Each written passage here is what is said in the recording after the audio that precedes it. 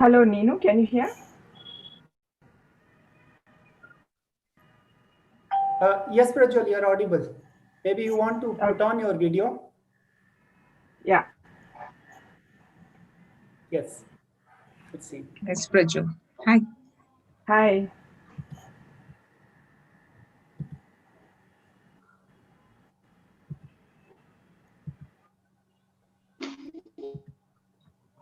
Ninu, should we start? Can we start? Yeah. I think we can start now. I think, Ravindra. Yes. Yeah. So is who's coming? Bittu's coming online? Yes. Hi. I'm here. Hi.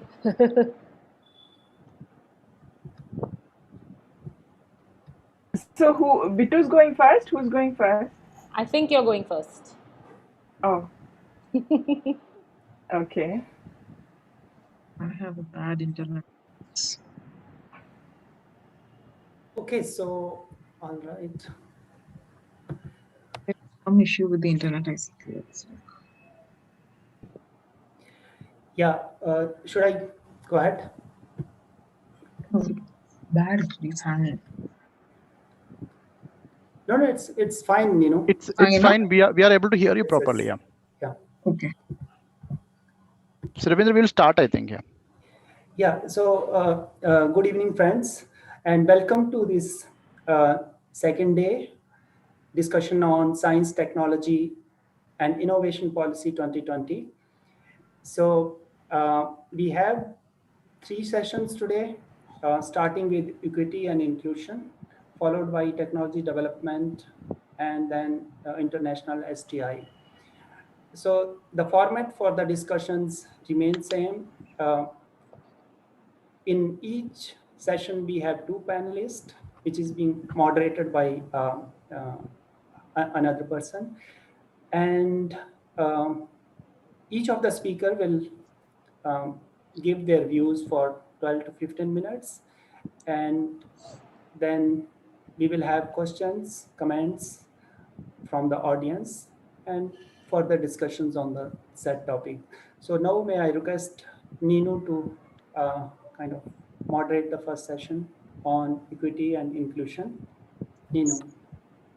Thank you, Ravindra. I'll share the screen now.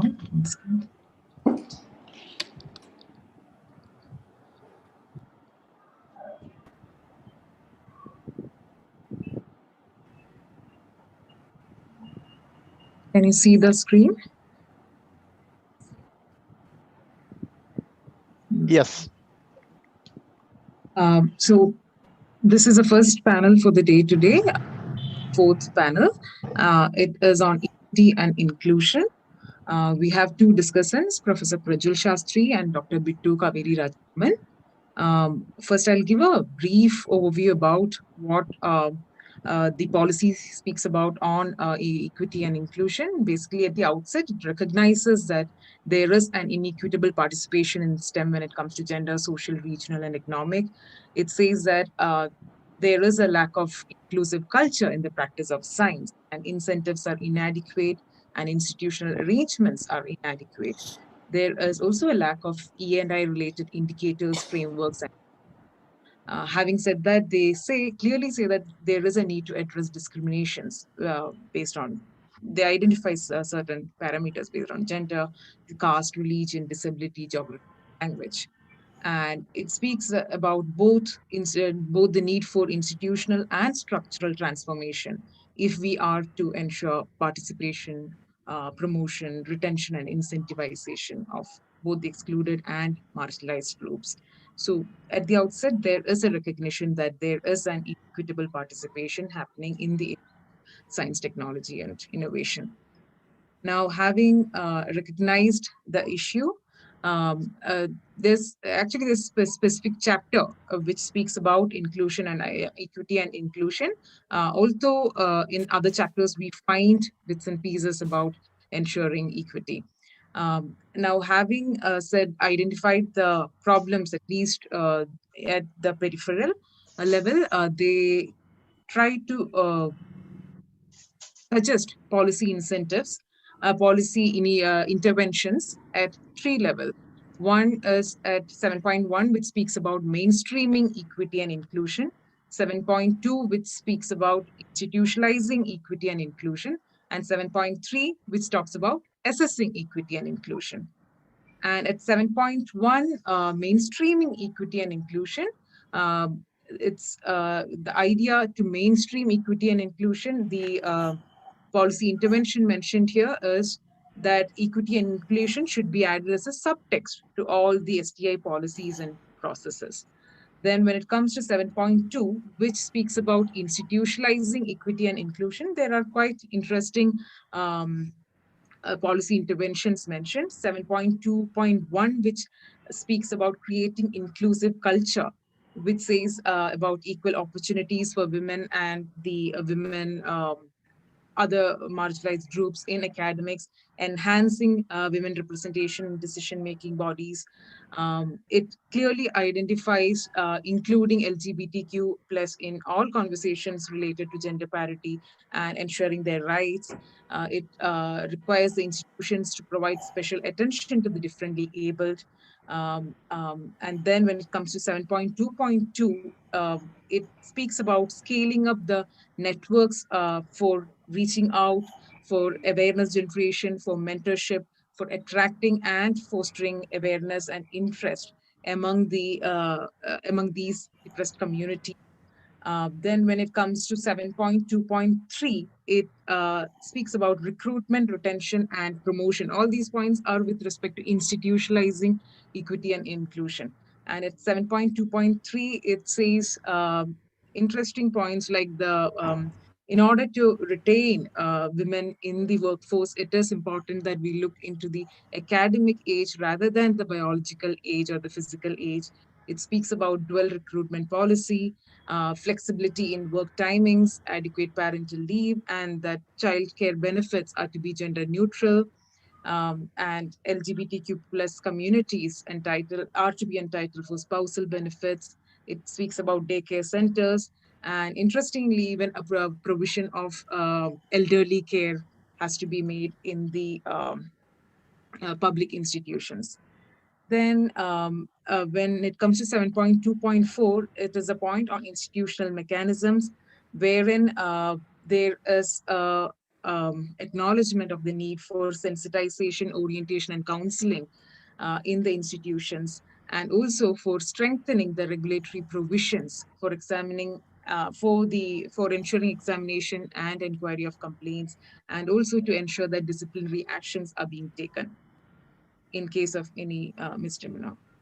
Then, when it comes to 7.3, which is on assessing equity and inclusion, there are again four subpoints there, which 7.3.1, which says about the need to work with other institutions which have expertise and knowledge in E&I related research, so that it will help the STI institutions to identify the gaps in equity and inclusion in these institutions. It's about in the need for E&I data in 7.3.3. At 7.3.2, it speaks about developing frameworks, instruments, and databases to understand what are the specific issues on E&I in the STIs, and also to use this, the evidence generated from therein for the STI-related policies and practices. It interestingly, it also makes a point about gender audits and social audits. So this is what is specifically mentioned in the chapter on in the chapter on equity and inclusion. Apart from this, there are points mentioned in other parts in the policy. So right now we will start our discussion. We are first discussant is Professor Prajwal Shastri. Professor Prajwal Shastri is astrophysicist. She has recently retired from the Indian Institute of Astrophysics. And speaking about Prajwal Shastri, she has been with us from the time of formation of Bengaluru Science Collective. And when we like, it's very difficult to find scientists who are women and women scientists, and even more difficult to find women scientists who are activists. So we have someone like that here, Professor Prajwal Shastri. Over to you, Prajwal. Thanks very much, Ninu, and thanks very much for the opportunity. And I'm honored that you complimented me on being an activist. Um, that's an interesting point because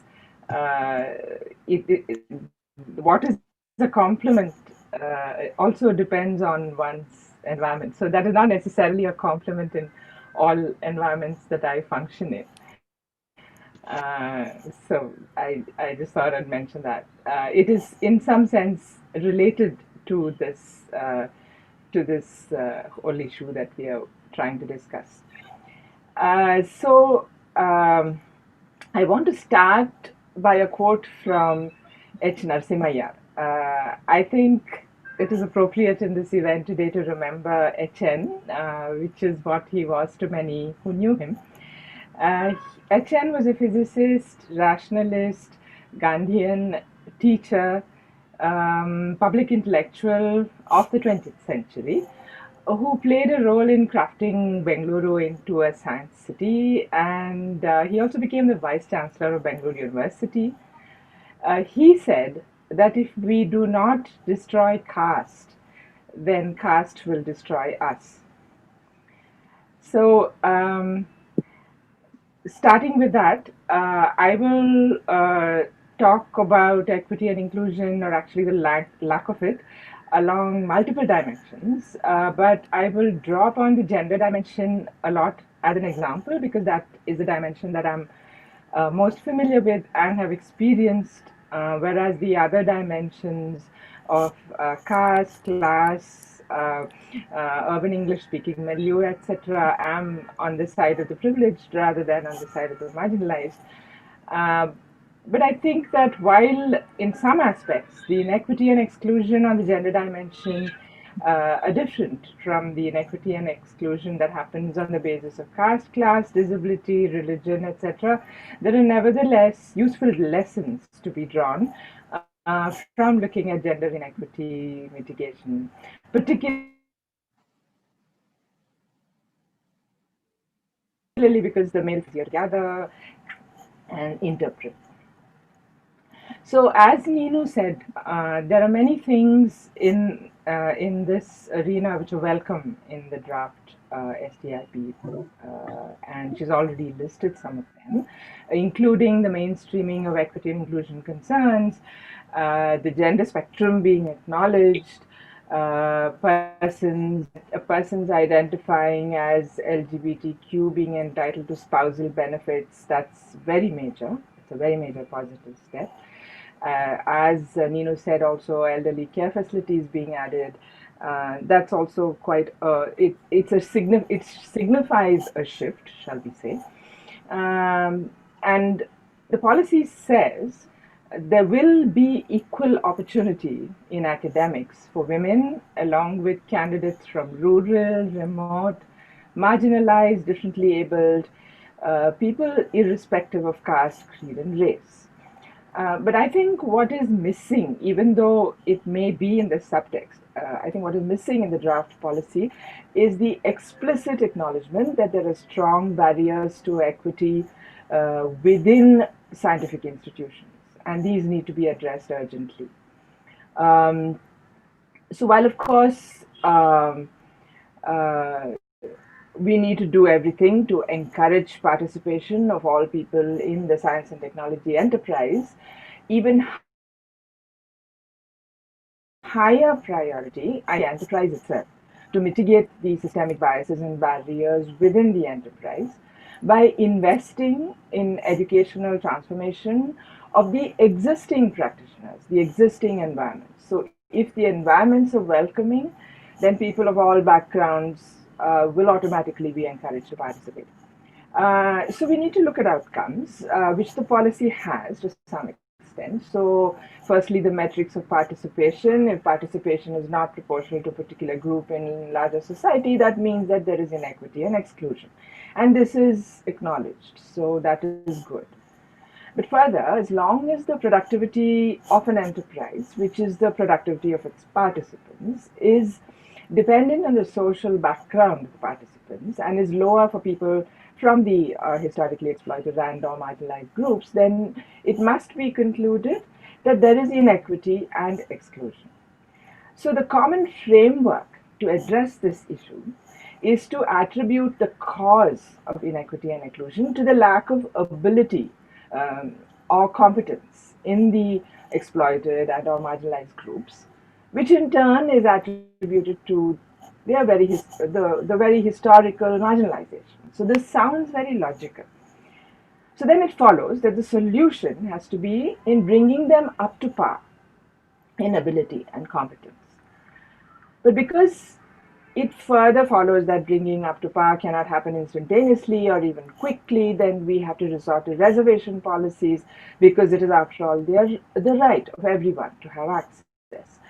But again, the reservation policies, regardless of their original intent, are widely seen within the science and technology enterprise as diluting merit rather than as originating in injustice. So the draft policy is silent on this issue, which is a serious problem. So the policy does use the phrase evidence driven a lot.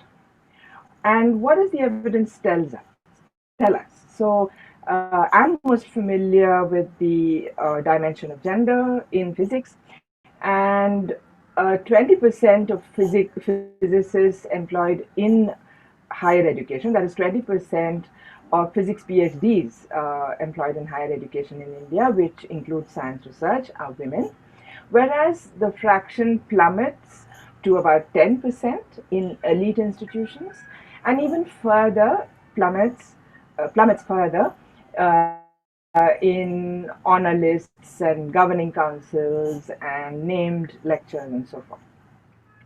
So the much touted explanation is that discriminatory familial responsibilities are the cause, but we know that this is not the whole story because the numbers are not as bad in other disciplines, example biology. So it cannot be that discriminatory familial responsibilities cause this big gender gap in physics, for example. So so that this is a clear signature that the systemic barriers are within, the unconscious biases are within, and we need to address them. So the root of those perhaps lie in the conflation of preparedness with talent. And they also perhaps lie in the flaws in the construction of what is merit itself. So I won't elaborate too much on that, but because I want to say a couple of other things. So there's a lot about mentorship in the draft policy. It is definitely true that significant investment does need to be made in mentorship, but significant investment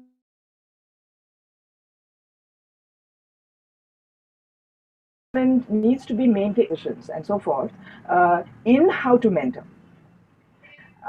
Because the mentorship process itself is one of the carriers of systemic bias. So, for example, women are told, young women who come for internships are told that, physics is not the discipline for you. Astrophysics is not for you because you have to you have to be up all night at telescopes. Wildlife biology is not the discipline for you because you need to go to the dangerous jungles. This is the kind of thing that happens during a mentorship. And so, therefore, the people who need to be trained are not the youngsters because they are competent and they are interested. They want to go to the jungle. They want to stay up all night at telescopes, but they are being told by the mentors that that is not for them. Uh, so that is something that the policy does need to address, especially given that it talks so much about mentorship. Another thing missing in the policies is the accountability of agencies, government agencies. So accountability is really, really important, and publicly funded science is what we have. And so there is no excuse for all of science to come under the purview of Parliament, for example. I don't know of any evidence that not being accountable has led to scientific discoveries or innovations that would not have been possible if there was accountability. So I believe that is another gap in the draft policy. Another thing, maybe I'll just briefly mention, is that what is missing is cultivation of scientific thinking in larger society. So the 1958 science policy is alluded to in the draft policy, and there it was very clearly stated that investment in science and technology is with a larger goal of the cultivation of scientific thinking in larger society. And naturally, if that happens, then the whole notion of caste will get questioned. But the fact that the notion of caste is not questioned as it should have been is a symptom that we do not have that kind of cultivation of scientific thinking in our larger society, and therefore there is some lacuna in the implementation of the science policy, and the current draft science policy does not address that. So I think I'll stop there.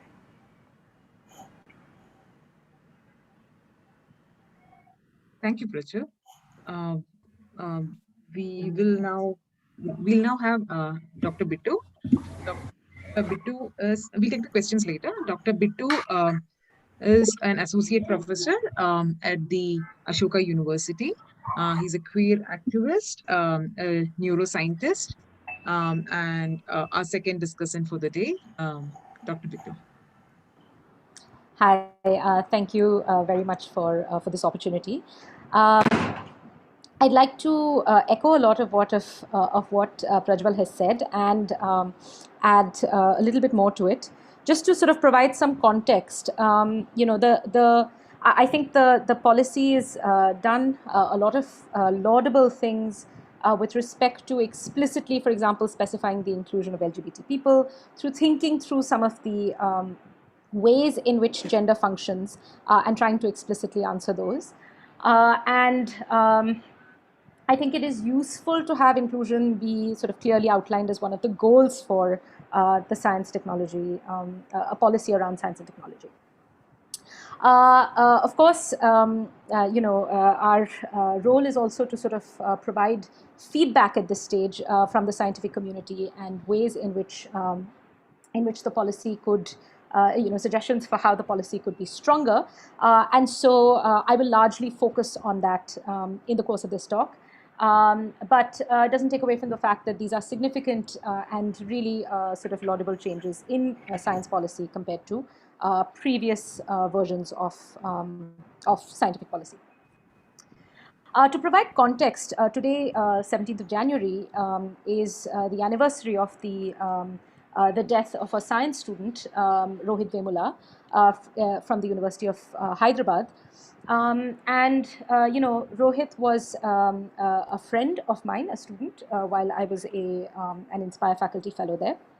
And, his enthusiasm for science is something that is perhaps not widely known. Of course, he's written about it, but it really sort of was something that drove him He saw dreams. He dreamed about work on the stars. He was interested in biology. That was the primary field that he'd started working in. He embodied what several students experience, which is systemic casteism, he has not only related the kinds of systemic casteism he faced, but I've also seen that play out in the ways in which science faculty have talked about Rohit Vemula in the aftermath of his death.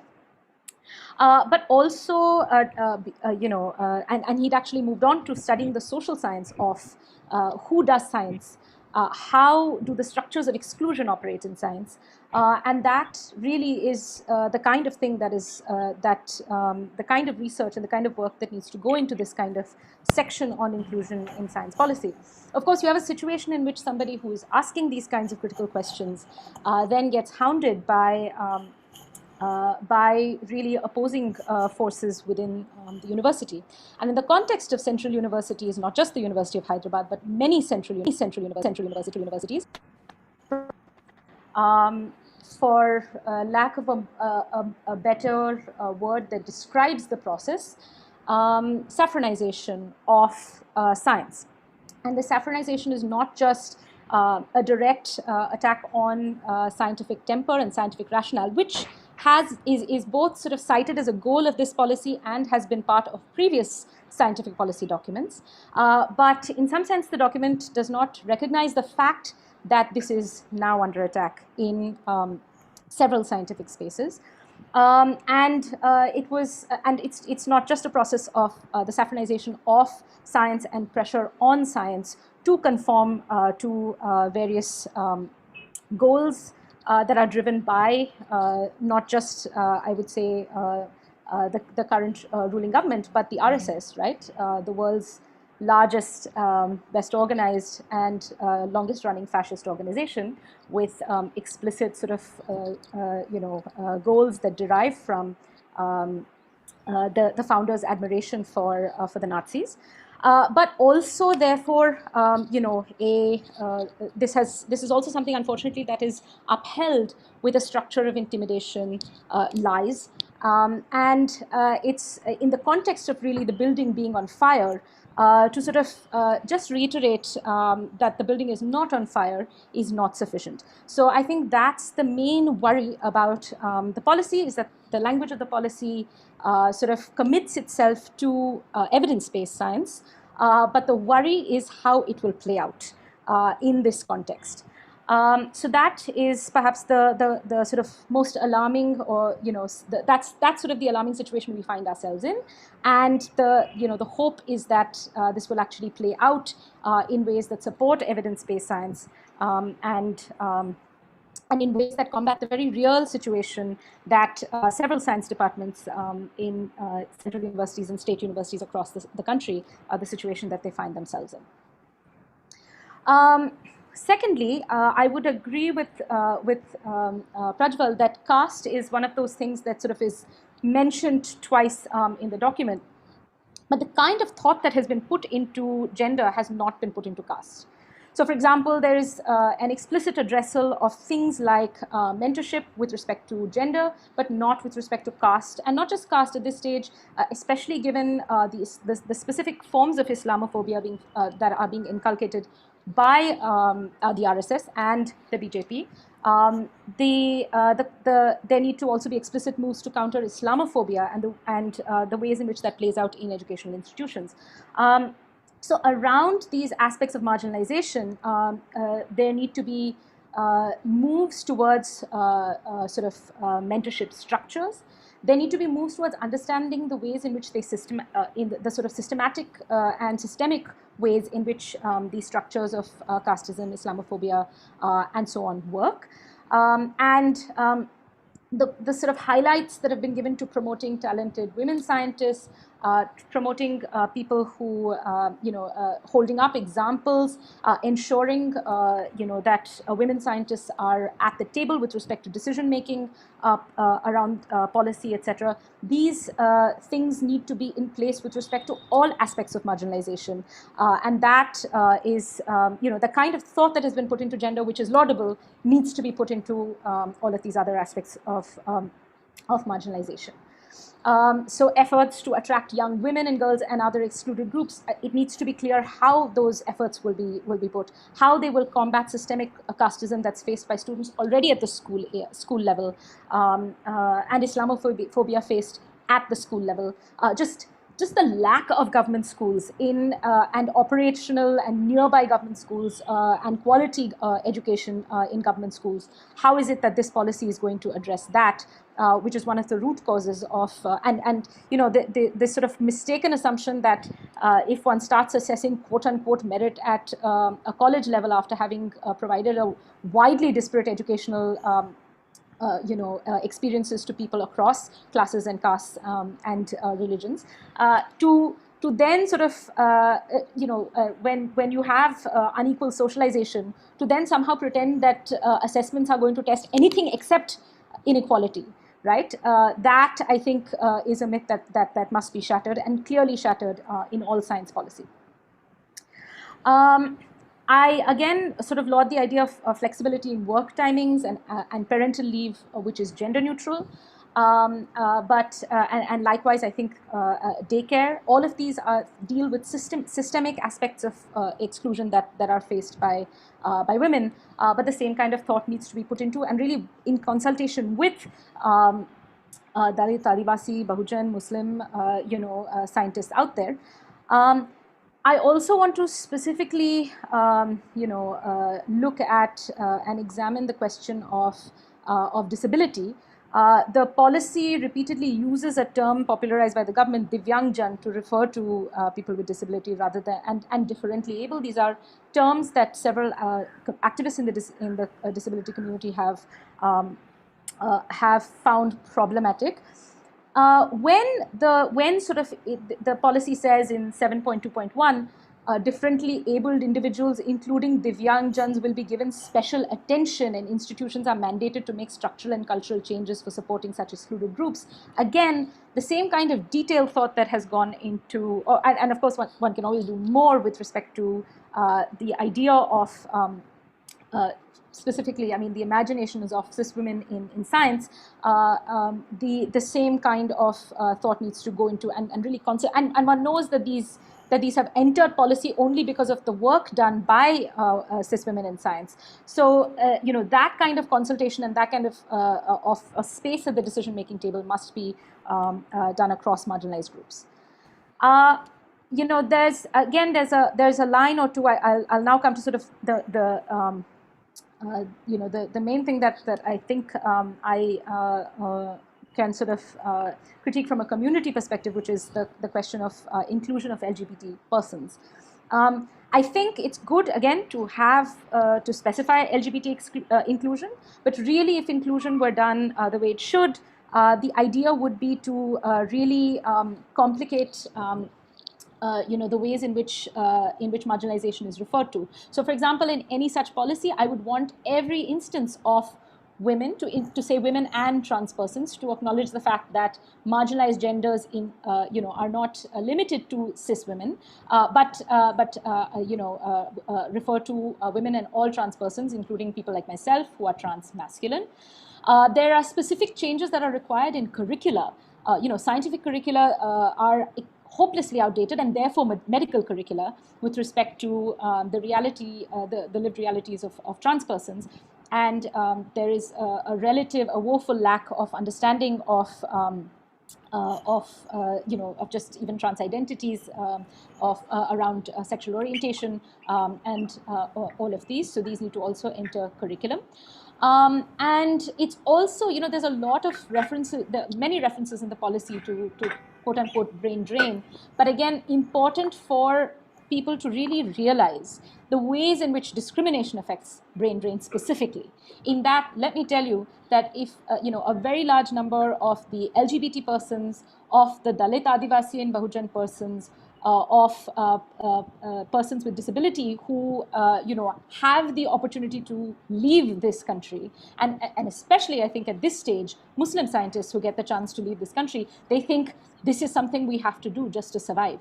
And so there is not just a brain drain, but there is a brain drain that is specific to the ways in which marginalized groups are treated in this country. And so it's essential to recognize that and to specifically try to combat that. So in all of those measures for re-engaging the diaspora, etc., there should be specific efforts to ensure that input is taken from marginalized groups within the diaspora to talk about the reasons and the ways in which they have not felt safe to live in this country, let alone do science in this context. Finally, when one says evidence-based, I'm hoping that the question of inclusion will also be tackled in an evidence-based way, and one does not want tokenism or approaches that couple Sangification with addressing gaps in exclusion to sort of take place. And I think I'll end by just saying there are a couple of zones in the rest of the STIP that worry me with respect to their potential ramifications for marginalized communities. These relate to the considerable provisions for privatization, investment, deregulation, and there's also a section which talks about strategic effects, right? Ways in which non-disclosure agreements and so on will pertain to some kinds of science which is done for strategic reasons. I think oversight around that by the public, not just by the government, is key because these are policies which invariably have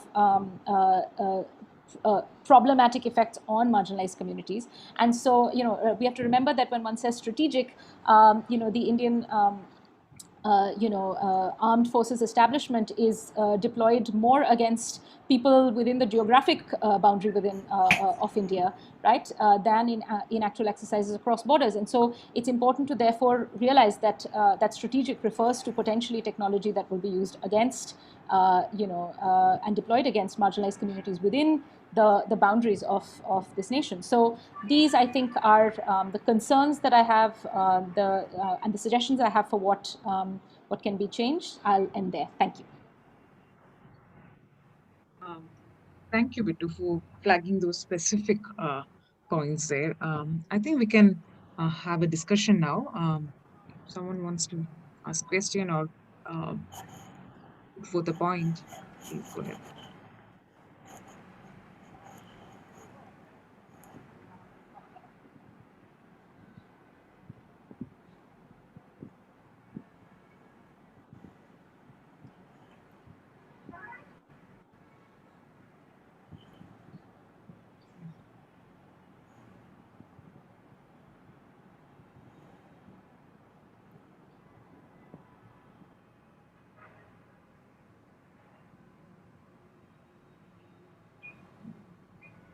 Do we have any questions or?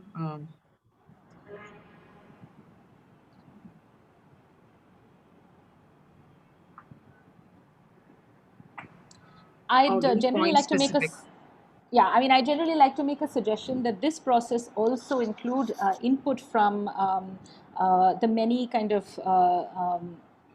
scientists who are from Dalit, Bahujan, and Adivasi backgrounds, scientists with disability, and so on, in terms of also responses to the STIP.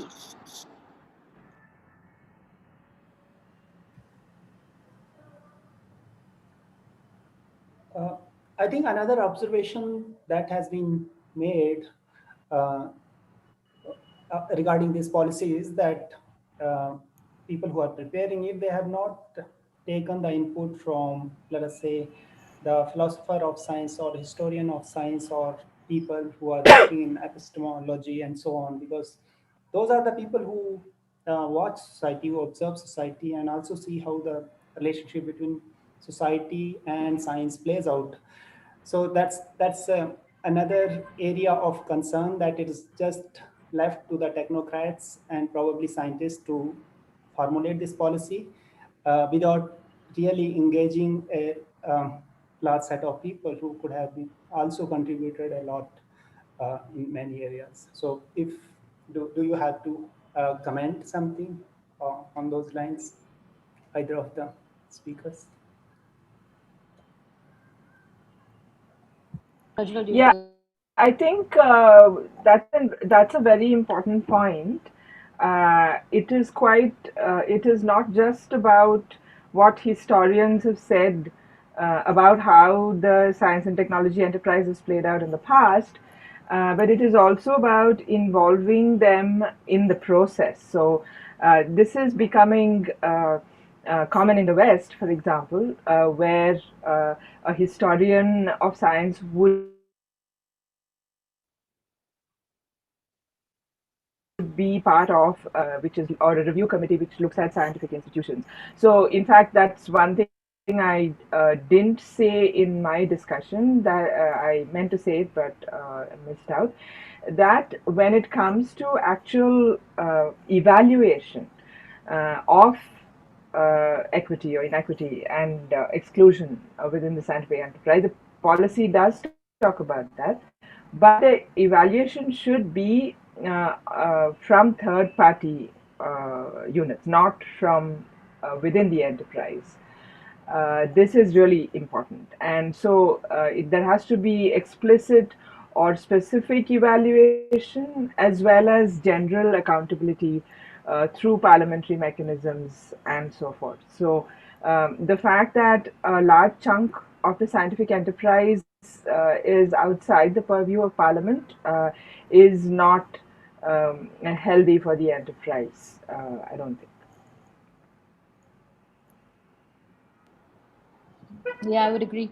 I think you know, I mean, we're also in a situation in which oversight. It's hard to trust oversight by the government, but certainly. Public oversight and ways by which, and perhaps the best way to do this is to ensure that as with comments around the STIP, that public input be taken on board when policy is drafted.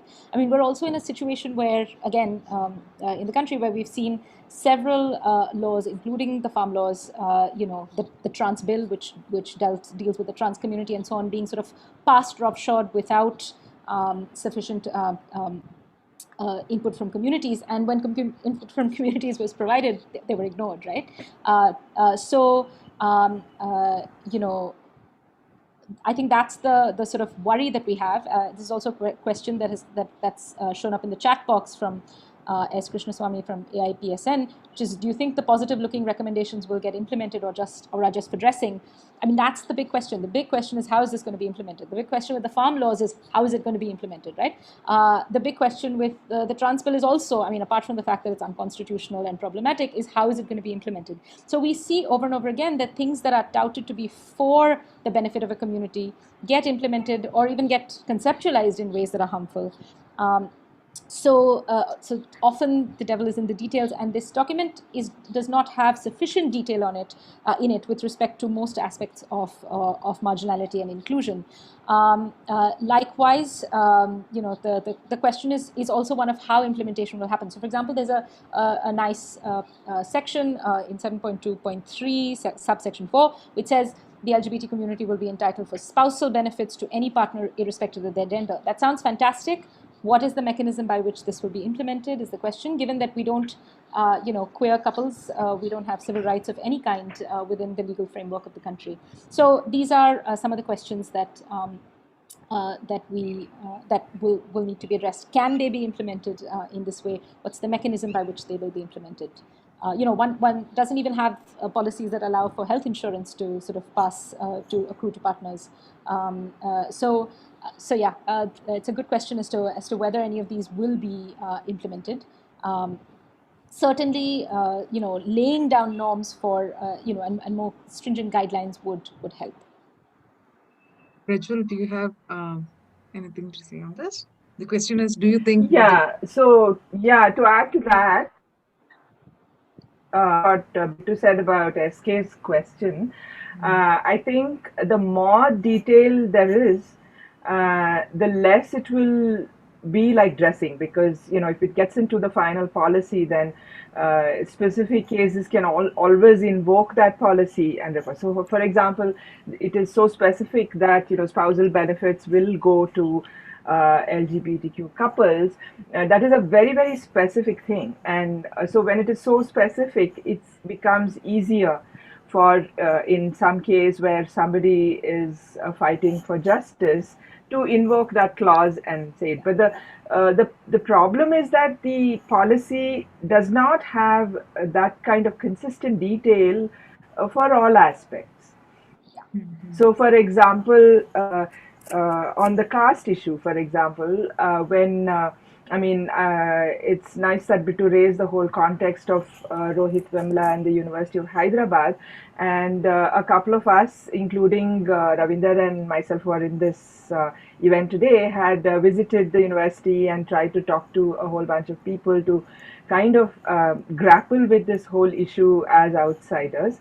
And it was a very short stint, and we just scratched the surface for ourselves. Actually, not that way a very all-encompassing thing, but one thing became very clear, that, for example, there is a government policy to have a cell, a complaints mechanism, redressal mechanism for sexual misconduct. But there is no parallel mechanism for misconduct on caste lines. And not that the sexual misconduct agency works very well, not that the mechanism is perfect, not that the mechanism has made huge strides, but at least it is there. And one can talk about improving upon it, but when there is nothing, then it's hard. So I would say that everything which is vague will land up becoming dressing.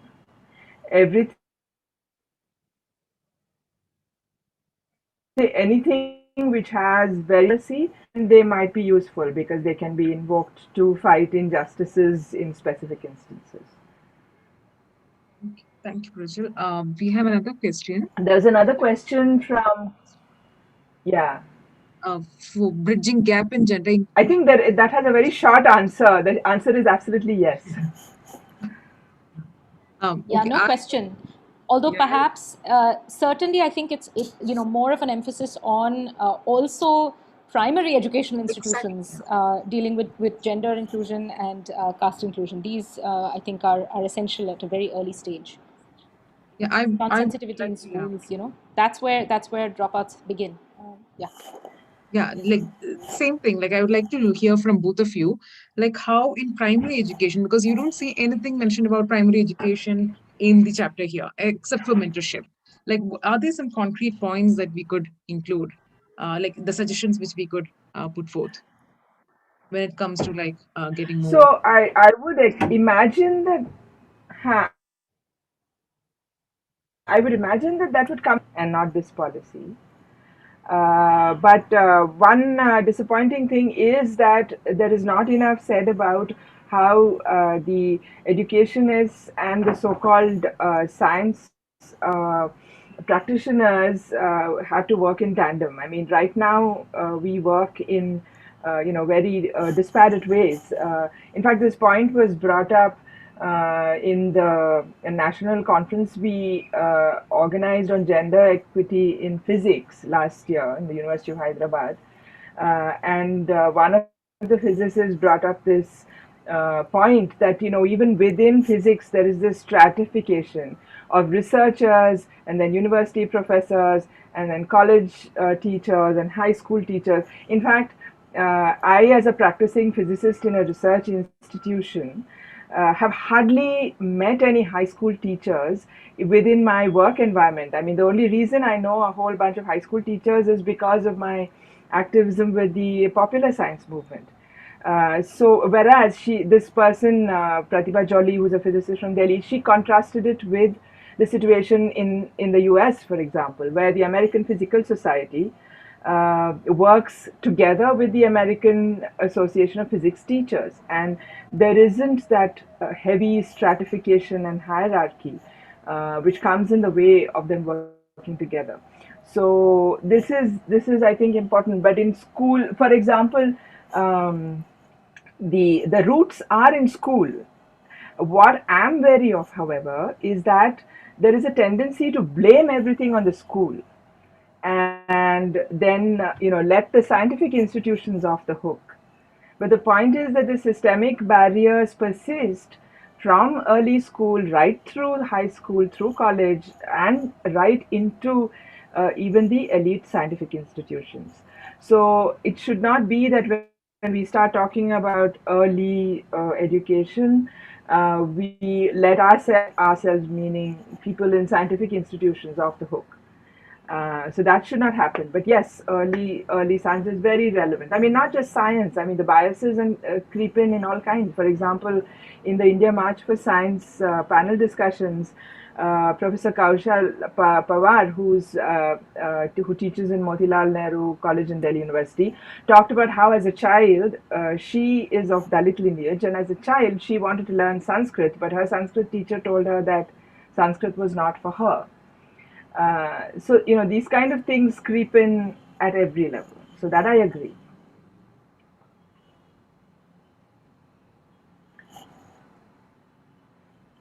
Do you want to add something to the discussion? I think the only thing I want to say is that, in some sense, the inclusion policy is overall framed in a framework that sort of suggests that, people who are marginalized by virtue of gender or caste or really anything else are sort of, we have to help them. It's a paternalistic framework. It's a paternalistic framework that does not recognize the fact that these are capable, people with interesting ideas and thoughts who are being stymied at every level by the discrimination that they face. And so, really, a mechanism for recognizing discrimination and also, a means by which discrimination will be prohibited is necessary, because in fact, as Prajwal said, that there is a policy around, there are laws around sexual harassment, and yet you have people like Professor Jory in JNU who, for years, sexually harassed students, and it took multiple students before somebody actually confronted him. And to this day, he's still back at work while these students are effectively not able to access their labs. I've seen at the University of Hyderabad as well professors who are known to repeatedly sexually harass students, but there is a culture of silence and fear around this.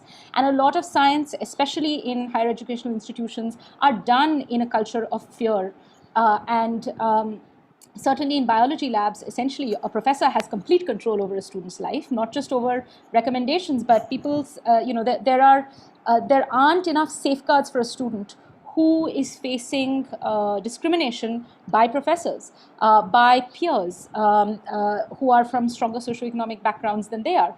And so, that nature of barriers being created by the same cohort of scientists who are expected to kind of, be the implementers of such policy, that doesn't come through, right? And therefore there is no mechanism for addressing that. I continue to see, Dalit, Adivasi and Bahujan friends in science face repeated discrimination with no means by which they can complain. If one complains, one is immediately labeled as that person who complains. One faces all kinds of scientific exclusion, social exclusion among scientific circles, and so, and certainly, cis women who've taken on these institutions of gender exclusion, and know this. That this is sexual harassment by itself is an example of something where there are laws around this, there are specific laws around this, and yet this is still a hugely problematic and continually operating means by which women are left out of science, and are essentially made to face a hostile environment in scientific circles. And sexual harassment is just one part of the iceberg that is gender. It's just the tip of the iceberg that is gender-based exclusion. So.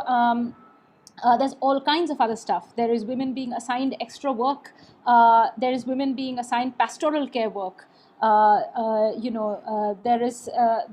all kinds of dynamics like this that make it harder for women to to essentially have the same playing field as men.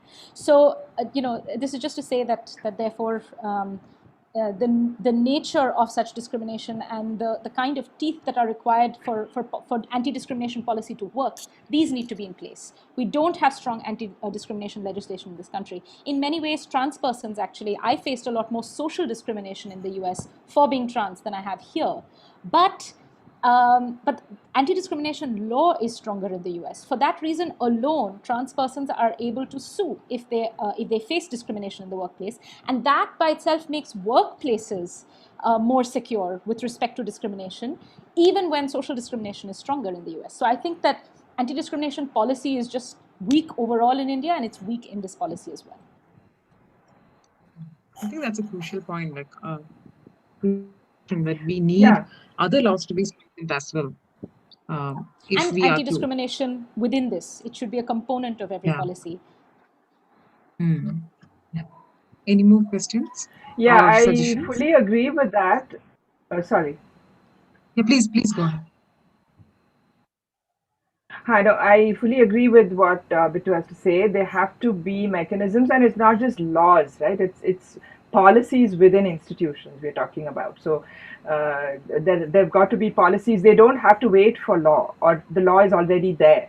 There just needs to be more, stronger policies within institutions, because the policy is not just a mechanism to step in to firefight. The policy is also a way to raise the level of the discourse and to bring these issues to the foreground, and make them an issue for everybody. So that is also a role of having such policies. To also say, I don't know if I this came across clearly in my original 10 minutes, but I wanted to say that education perhaps can play a major role, because I see, I've heard people say things like, so and so, somebody like a senior scientist was a very patriarchal person until his daughters grew up and faced gender-based discrimination. So then he changed. So one hears this all the time. So which means that there is scope for people to change their mindsets, and therefore I feel that as much as we talk about enabling marginalized communities to participate, it is really important to fix the system itself. It is really important that people in leadership positions, people in senior positions, and everybody down the line be educated about how things like caste and gender and all the other marginalization dimensions play out within scientific institutions. Because one special thing about Indian education is that I, for example, have the highest degree a scientist can have, which is a PhD, but I stopped formally learning about social processes at age 14. So most scientists are completely oblivious to the social processes that are around them, and that those social processes can play out just within scientific institutions just like everybody else. So just like everywhere else. So there is a tendency to say, oh, but that discrimination, it only happens outside society, as if the scientific enterprise is not part of it. And so that needs to be countered, not just by having policies, in my opinion, but also having very heavy investment in educating the practitioners, the existing practitioners, including the leadership, people in leadership positions. We have a specific point which says that there is a need for training, sensitizing and awareness and all. Maybe that point has to be even more strengthened. Yeah, but it's not clear who the training is for. It should be explicit. The training is for the whole shebang, right from people in leadership positions all the way down, editorial boards, funding agency, program committees, professors, assistants, the whole lot. We'll take one more question and then we'll close. We have again SK. Would it be true to say lack of functional democracy at all levels is part of discriminatory practices?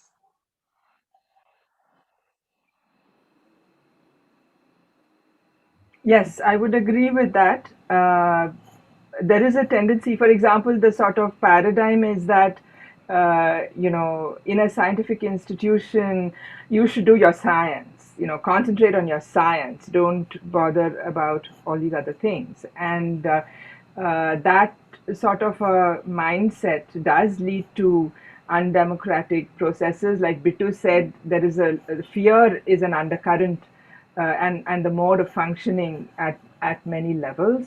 The same thing plays out in higher education, where students are told, you're here to study and not dabble in politics. For example, student union kind of stuff is seen as undesirable politics, but actually it's the reverse. I mean, yeah, so I agree with SK on that.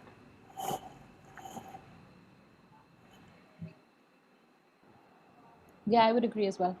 In fact, the policy is Function. silent on this whole Yeah, student exactly. union, all that. I think the national, That's the right. NEP is silent on that aspect. That's right. And I would say functional democracy, democracy itself is fairly limited in terms of how we conceptualize it. We think of democracy as being really I mean, certainly so at a governmental level, we think of it as this bare minimum of people voting once in 5 years to decide who's of a limited set of candidates who have power backing them will come to power, right? And I think we all see the problems that emerge from such limited democracy, and such democracy does not question sort of basic structures of power that operate to even set up who gets to make decisions, which subset of people get to make decisions in a democracy. So I think it's to deepen democracy and to imagine democracy as a counterweight to hierarchical structures of power. Yeah, this is something that's part of the problem, and this is how discrimination happens. I think we have more questions, and yeah. Thanks, Prajwal and Bitu. Thanks for all the suggestions and also from the discussions. Thank Ravinda. you for organizing this. Thank you. Thank you. Thank you, Ninu, and thank you, Prajal and Bitu. I think that was very useful, very thoughtful comments. Now we can move on to the next session, that is on technology development and indigenization. And Dr. Nandu Gopal would be the moderator for that. So Nandu, you can take over now. Thank you, Ravinda. Um,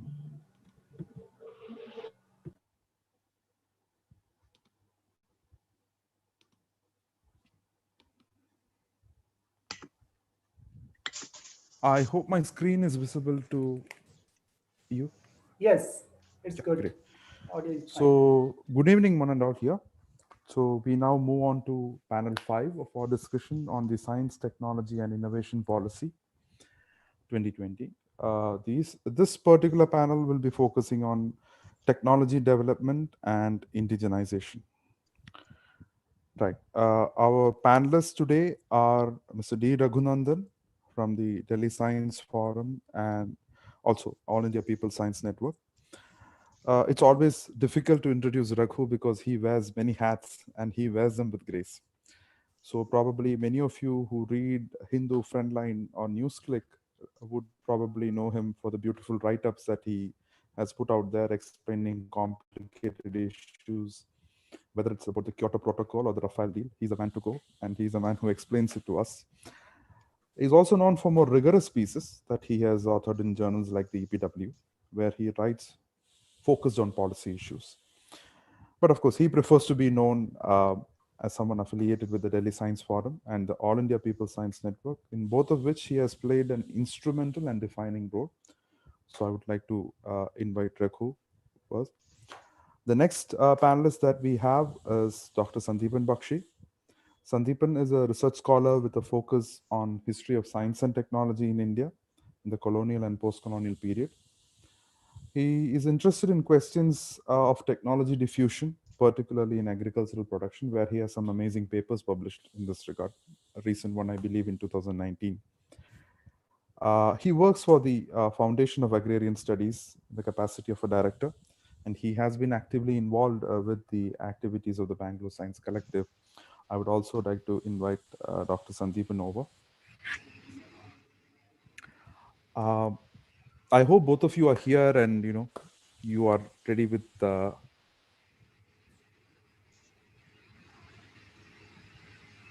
Sandhipan. Yes, yes. Yes, yes. Yeah. Yeah, that also. So I'll just give a just for the sake of completeness, I'll give a brief overview, especially for the help of those who have not been able to go through the document with or do not remember what were there listed out.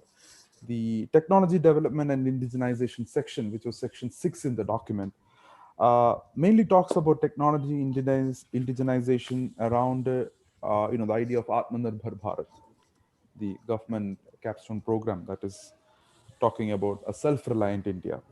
It focuses on technologies and sustainability, then goes on to talk about what it sees as strategic technologies and strategies to deal them, disruptive technologies, and critical sectors that it probably requires special approaches, and then talks about enhancing technology development in the academic sector.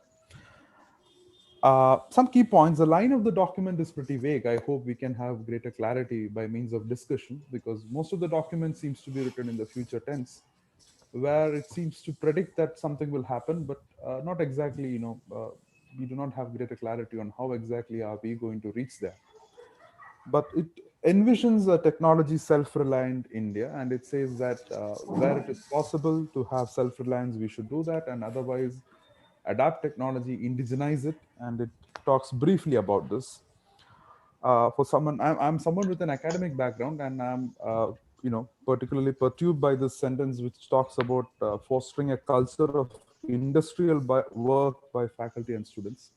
Uh, this is something probably we should also bring about in discussion. And it talks about large technology missions in line with what we were talking about, the key points that it talked about, whether it's generating waste from wealth, sorry, the other way around, generating wealth from waste, the waste to wealth program, exploration of India's deep seas, an artificial intelligence program, a program to have Indic language translation, and biotechnology driven programs. It envisions the setting up of a strategic technology board and a strategic technology development fund, which I hope the panelists will touch upon. And it says that we should envision a situation where spin-offs developed by projects that these boards talk about would go to appropriate industry. And it says that we need to handle disruptive technologies. And finally, it says that technology developed in higher educational institutes should be overseen by a board and handed off to industry where it can go into commercial production. So this is just to give an idea about what the document talks about in this section. I would not like to steal much time away from our panelists. I would like to invite Mr. Raghunandan to, please share his views about the same. Oh, okay. Thank you. Am I audible? Yes, sir. Perfectly. Can I share a slide? Yes, I have just stopped sharing. So what do? So you can see the share screen mode towards the bottom. So I have to get my PPT up and then share that, is it? Share screen, yes.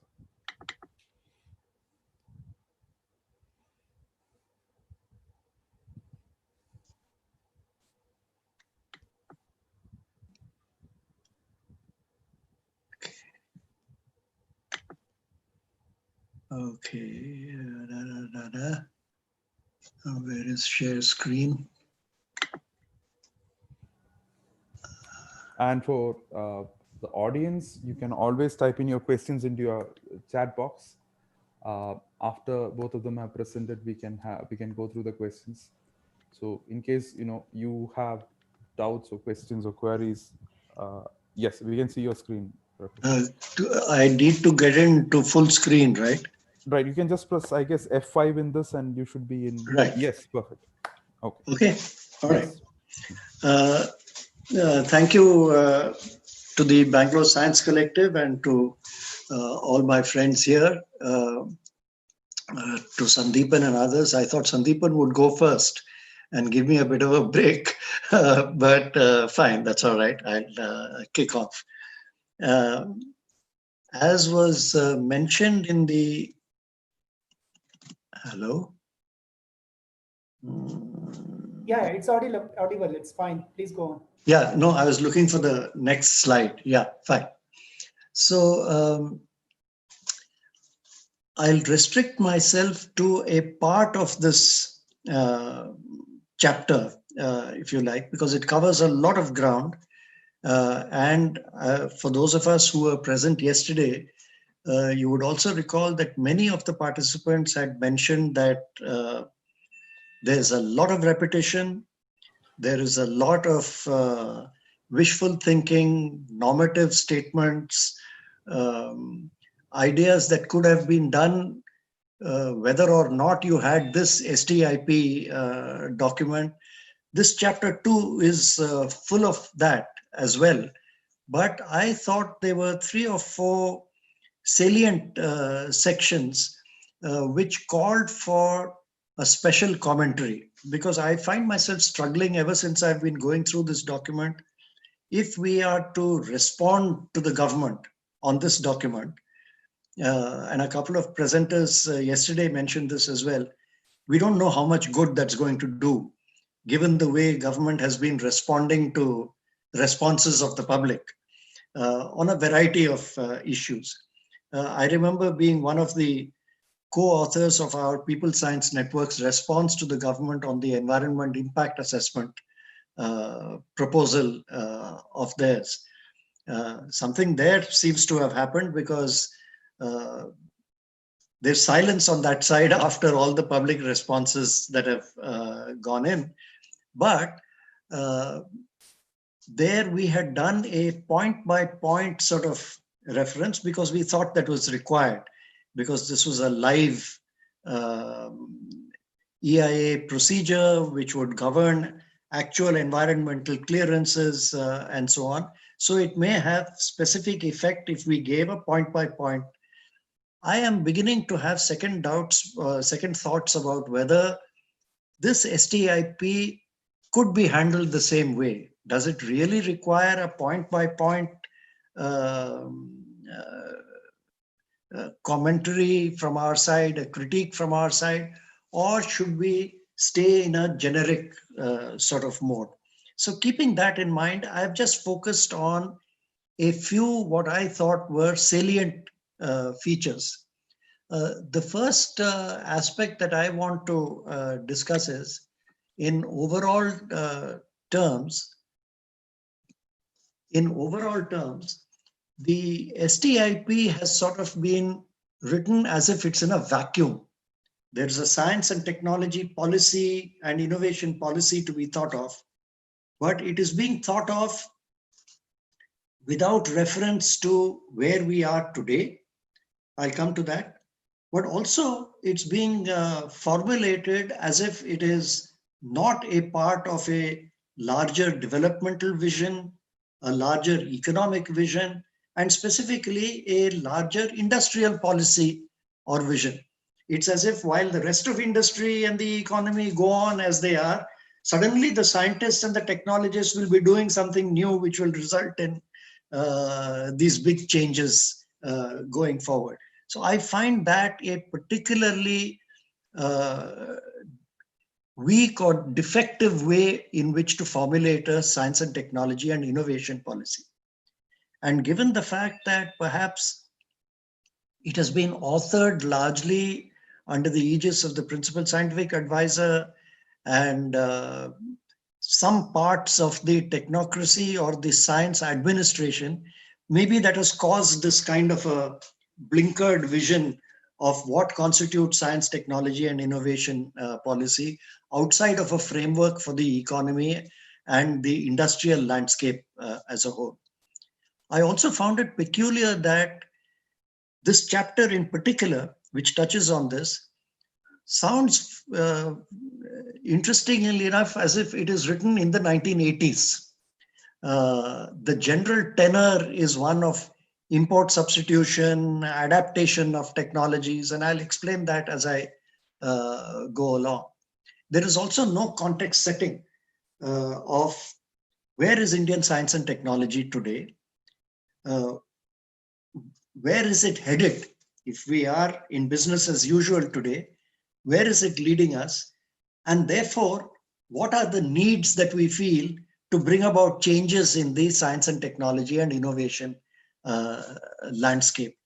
This aspect also is very weak. There are some very general statements in the beginning, in the opening chapter, but it does not give a clear image at all of a vision behind this science, technology, and innovation policy in the context of where we are today. Lastly, I just want to touch on this one point, particularly with regard to the context in which where we are today.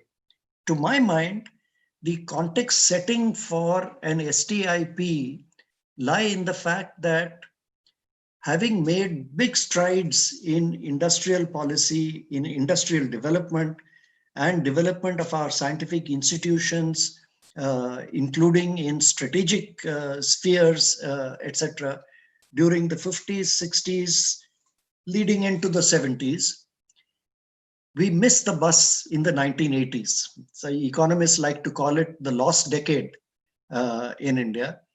Many of our Southeast Asian co-developing countries, which were more or less on a par with India in terms of industrial capacity and scientific capability, marched on much faster, especially in industrial development, to some extent in innovation, particularly the leading countries of the East Asian tigers, as they were called, Taiwan, and following from the Japanese example, the South Koreans, etc., which were not based on import substitution, which may have been based on mimicking technologies, but had a lot of development of their own scientific and technological capability with this. Many people often think of Koreans as having copied the Japanese and the Japanese as having copied the Americans. The reality is far from this. There was a lot of development, including of basic sciences and of industrial capability in these countries, but we missed that. In electronics, in optics, in mass manufacture, India missed that period entirely in the 1980s, and we know the leap that China took at that time, especially in manufacturing and in some reverse engineering areas in electronics and optics. The third industrial revolution in the next decade, we again missed. Computers, microelectronics, advanced manufacturing techniques using robots, participation in global value chains. One exception may have been a little bit on the biopharma aspects. The cellular phone revolution we missed completely. And now it is very strikingly looking as if India is headed for missing the fourth industrial revolution as well. That's your 5Gs and your artificial intelligence, Internet of Things, autonomous vehicles, renewable energy vehicles, advanced aviation, nanotechnology, etc. If we miss this boat, having already missed the previous ones and having not laid a foundation, then in terms of dominance of the world economy, we are going to be absolutely nowhere. And that's, again, surprisingly, we've seen it in many of these government policy documents from the NEP, from industrial sectors, does not seem to have really grabbed the attention of the authors of the STIP, which is sort of painted in a business as usual way. So I'll take two big sections of the STIP which highlight these aspects. Of course, the title is Technology Indigenization for the Atmanirbhar Bharat concept. And it talks of development of indigenous technologies and adapting imported technologies. And I would think in the current context, looking towards the fourth industrial revolution and thereafter, we should have been speaking about indigenous development of advanced technologies and upgrading imported technologies. We seem to be again stuck 2 steps behind or 2 steps below the ladder we require to climb up the industrial and technological value chain, if you like. There is a brief mention of developing capital goods, which is essentially looking at the manufacturing sector of the industries, extremely badly needed, but there's no further elaboration on that aspect. And then this theme that recurs throughout the document, which is to engage the Indian diaspora in the development of technology through reverse brain drain. I don't know, maybe this is because of Prime Minister Modi's fascination with the NRI community, that throughout this document you can see in many places the Indian diaspora being seen as a major lever to help India, to propel India upwards of the technological value chain. I'm yet to see evidence of that as such, but it's a theme to which the STIP returns again and again. This we've already done. Oh, sorry, I'm going the wrong way. Yeah, so it speaks of strengthening and scaling up the ongoing as well as forthcoming large technology missions. And what are these large technology missions that it speaks of? Mind you, this includes forthcoming large technology missions as well. Includes things like waste to wealth. This was introduced by Nandu in the beginning. It's not particularly advanced technologies, waste to wealth. That's been going around for a long time. It may not have been used as much till the economies of the operation worked out. It certainly doesn't rank in the same listing as quantum computing or AI for that matter. So this is a very mixed bag of what the STIP considers are the technology areas which India should strive to achieve over the next decade. Translation technologies for Indian languages is also not particularly a very high-tech or advanced area. I just very briefly mentioned the fact that I'm also saying this in comparison with the vision of our neighbor to the north. China just about a few months ago adopted a policy for the next decade and a policy for the next till 2035. It did not call it a science and technology policy. It did not call it an industrial policy.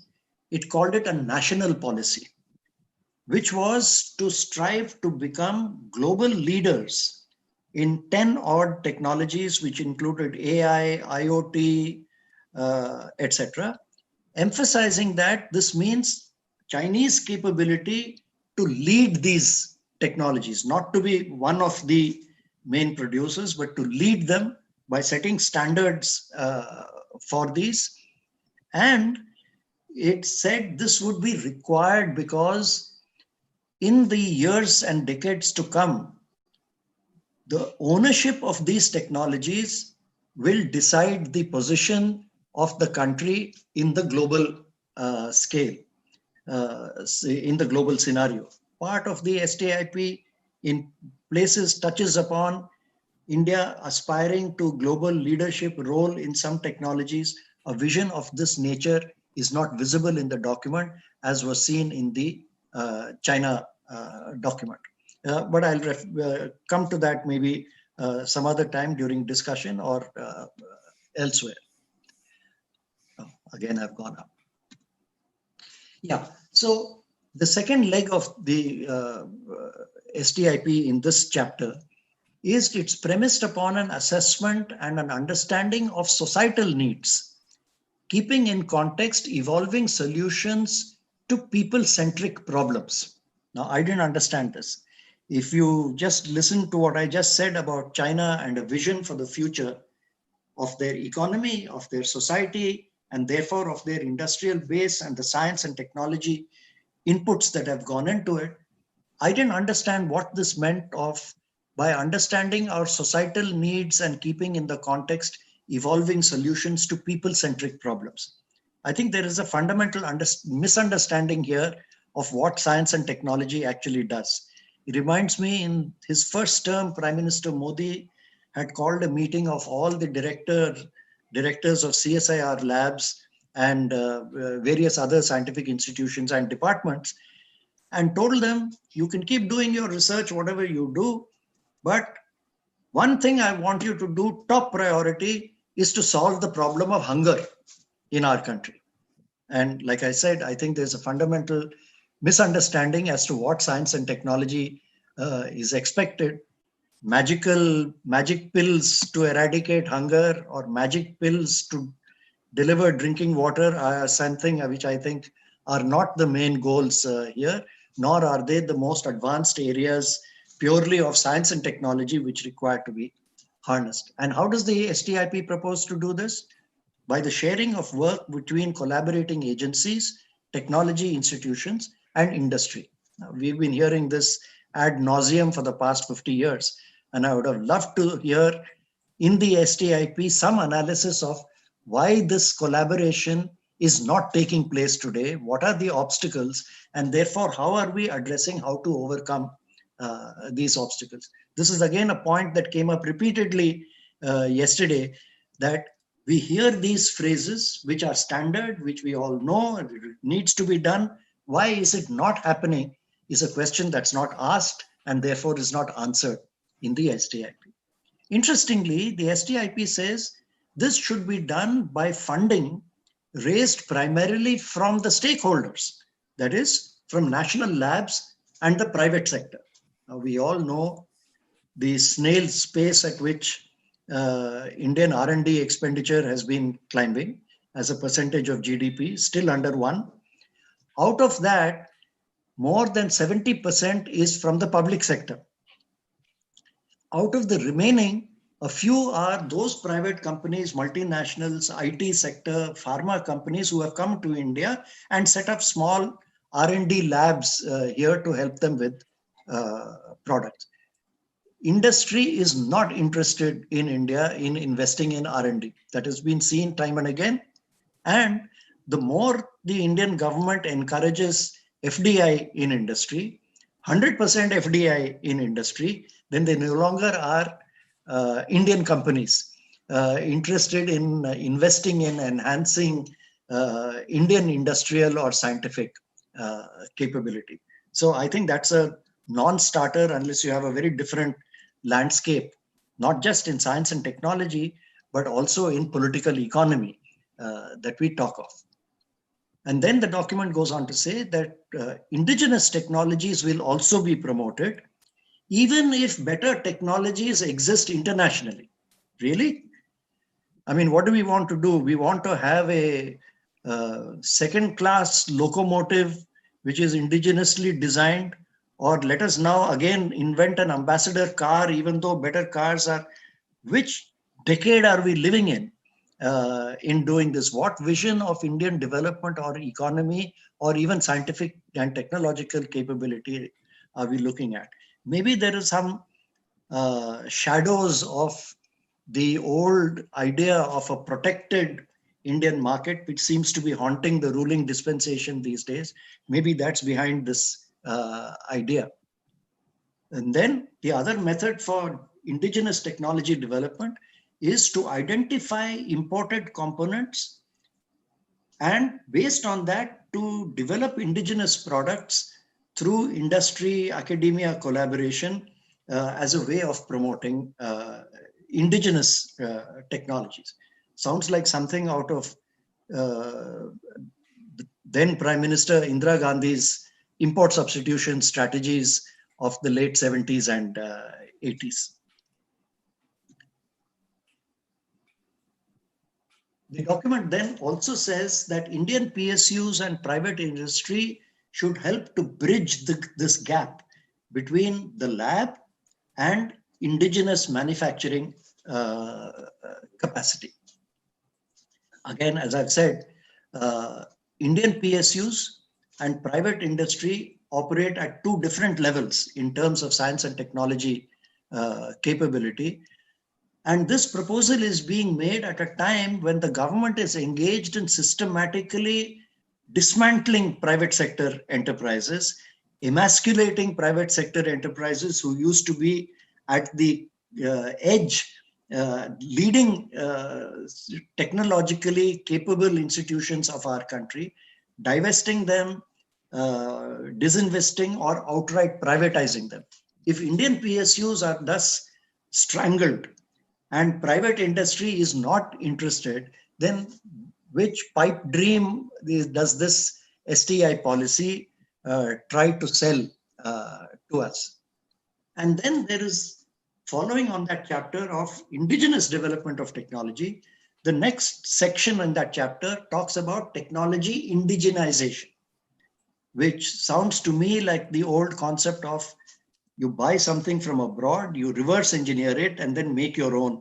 Apart from the fact that nowadays IP rules would probably prevent you from doing that, this ability to do that, unless you have your own technological capability to absorb those technologies and transform it into your own technology, that is a methodology that is not going to work. But the STIP talks of adapting existing technologies, that is copying existing technologies, assisting domestic production, and reducing large-scale imports. And look at the examples that they have given, such as electronic hardware for home appliances. That means what? Television set, or maybe white goods, although the document doesn't say so, refrigerators, washing machines, etc. Railways, we've already indigenized everything that we need to do in railways.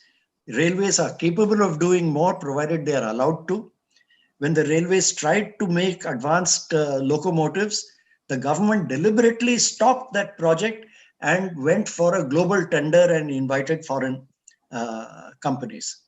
And then you suddenly divert into intelligent transport, clean tech, and defense, etc. I won't talk about defense because there's a whole story there to tell of itself, which I won't go into.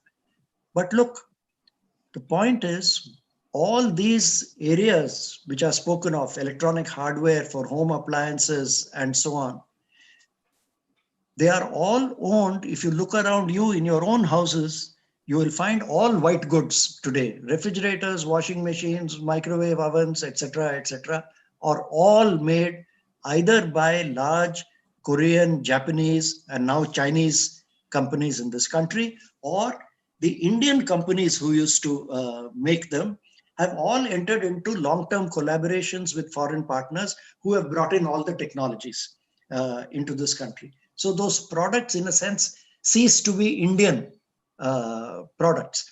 Unless, of course, like our Prime Minister, you think of anything manufactured in India, if you conceive of that as Indian. But if you have that idea, then development of indigenous capability will never happen. It will be only development of the capabilities of Samsung or Day-2 or LG in your country, which obviously will not be as advanced as what they would do into their own country, and they certainly won't need to do any R&D here. As I said, I think this document suffers from several critical weaknesses. The first of which is, I believe it doesn't really understand industrial and technological processes of what is involved in developing indigenous technologies. I come from the defense sector in India, from the aeronautical sector in particular, and I know the difficulties to be encountered there and what it takes. But I also know what is possible, provided you have the adequate and sufficient financial backing and a political backing to begin with. And I don't see any evidence of that in any of these documents. Let me sum up and say that I think the STIP is a gross failure. It points to no new directions. It does not indicate any new thrust that the government is giving to bolster scientific, technological capabilities within India.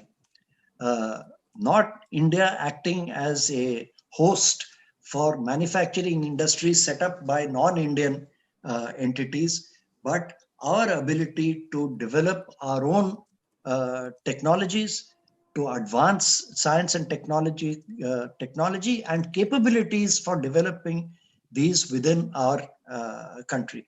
I think the STIP, I don't want to comment on other chapters, but it follows this example which we heard about yesterday of being either old wine in new bottles, as we have seen here, plus, and I'll end with this, creation of a large number of new institutions, which I don't know why the necessity is felt, but even this chapter speaks of creating this board and that board and so on, and there is nothing to tell us why existing institutions, departments of science and technology in our country or national labs would be able to do this role. And lastly, like I said, there is a larger political economy one needs to look at. As I said, there's the FDI policy. There is an open invitation to foreign companies to manufacture here. In defense itself, just the one example I'll give from that sector, the government has continuously increased investment levels in defense sector in India from 26% now to 75% without special approval and up to 100% with permission of government. Do you really think that a Boeing manufacturing fighter planes in India will make it an Indian fighter? Or do you think a Bharat Lockheed Martin setting up a factory here will become an Indian company tomorrow? This part has definitely not penetrated into the formulators of this policy.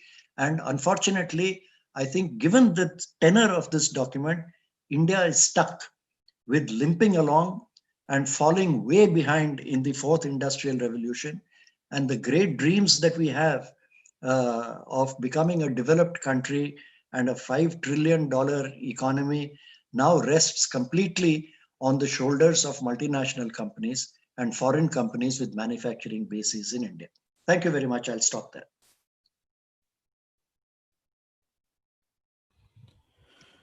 Thank you, Raghu. That was really, really insightful and power-packed. I guess we will quickly move on and take questions after Dr. Sandhipan has also finished his presentation. So, Dr. Sandhipan. Hi, am I audible? Yes, perfectly. Okay. So thank you, Nandu, and thanks, Raghu. That was really illuminating, and I do not know how much I would be able to add to what you have already said here. So now, as I was introduced as, I'm a student of history of science under colonialism, with a particular focus on the development of agriculture science under late colonialism. Now, given this background, I must confess I was surprised when Shan from the Bangalore Science Collective contacted me to participate in this consultation on the draft STIP. I mean, I do not have any training on science policy, and I could see many experts on the subject were already going to participate, including, of course, my co-panelist, Dr. Raghunandan. So my first response was to decline. And that is what I tried to do when I was returning my call to Shan.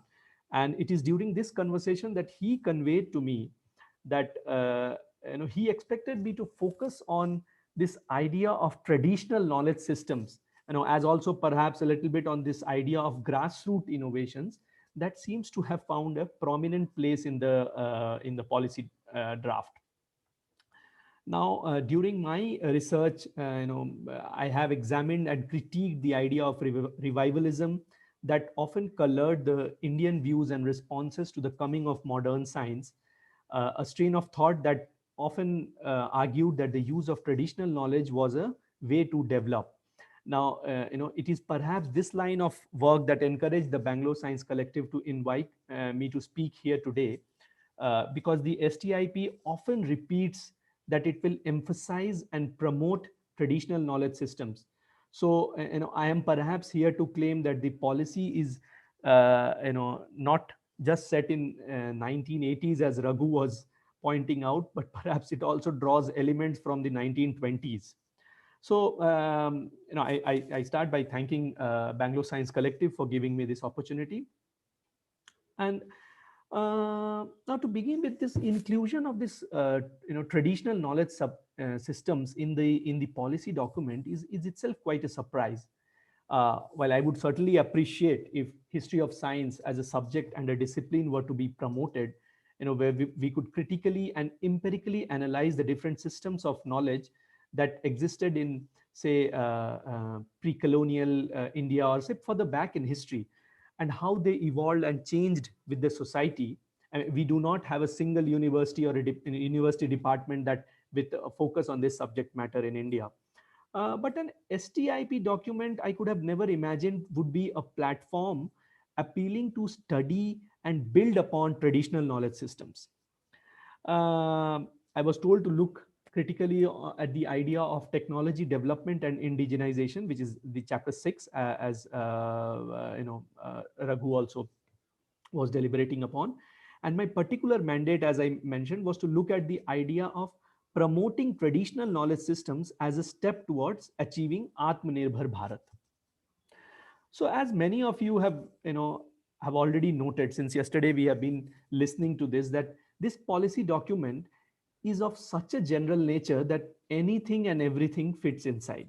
It makes all kinds of noises, all hues, and including some noises that are very right and appropriate. In the previous panel, we could hear some of the right noises, particularly with regard to the LGBT community. There is some attempt to include. So one cannot argue against such initiatives. But the contradictions and conflicts, the dichotomies within the document become evident when one looks at the different segments of the document. It appears like an attempt to make, to include everything, to make everyone or every stakeholder, as the document likes to call them, every stakeholder happy. The policy has included many clauses that inherently oppose each other and are at times logically inconsistent. In addition, these inconsistencies become more evident when one examines the promises made in the policy against the practices in the, say, last decade or so. And it is some of these conflicts that I would like to highlight in the next 10 minutes or so. Okay, to begin with, the policy document lays out the larger objective as achieving sustainable development. This is in the page 7, the first page after the executive summary. It says that sustainable development, that includes economic development, social inclusion, and environmental sustainability towards achieving an Atmanirbhar Bharat.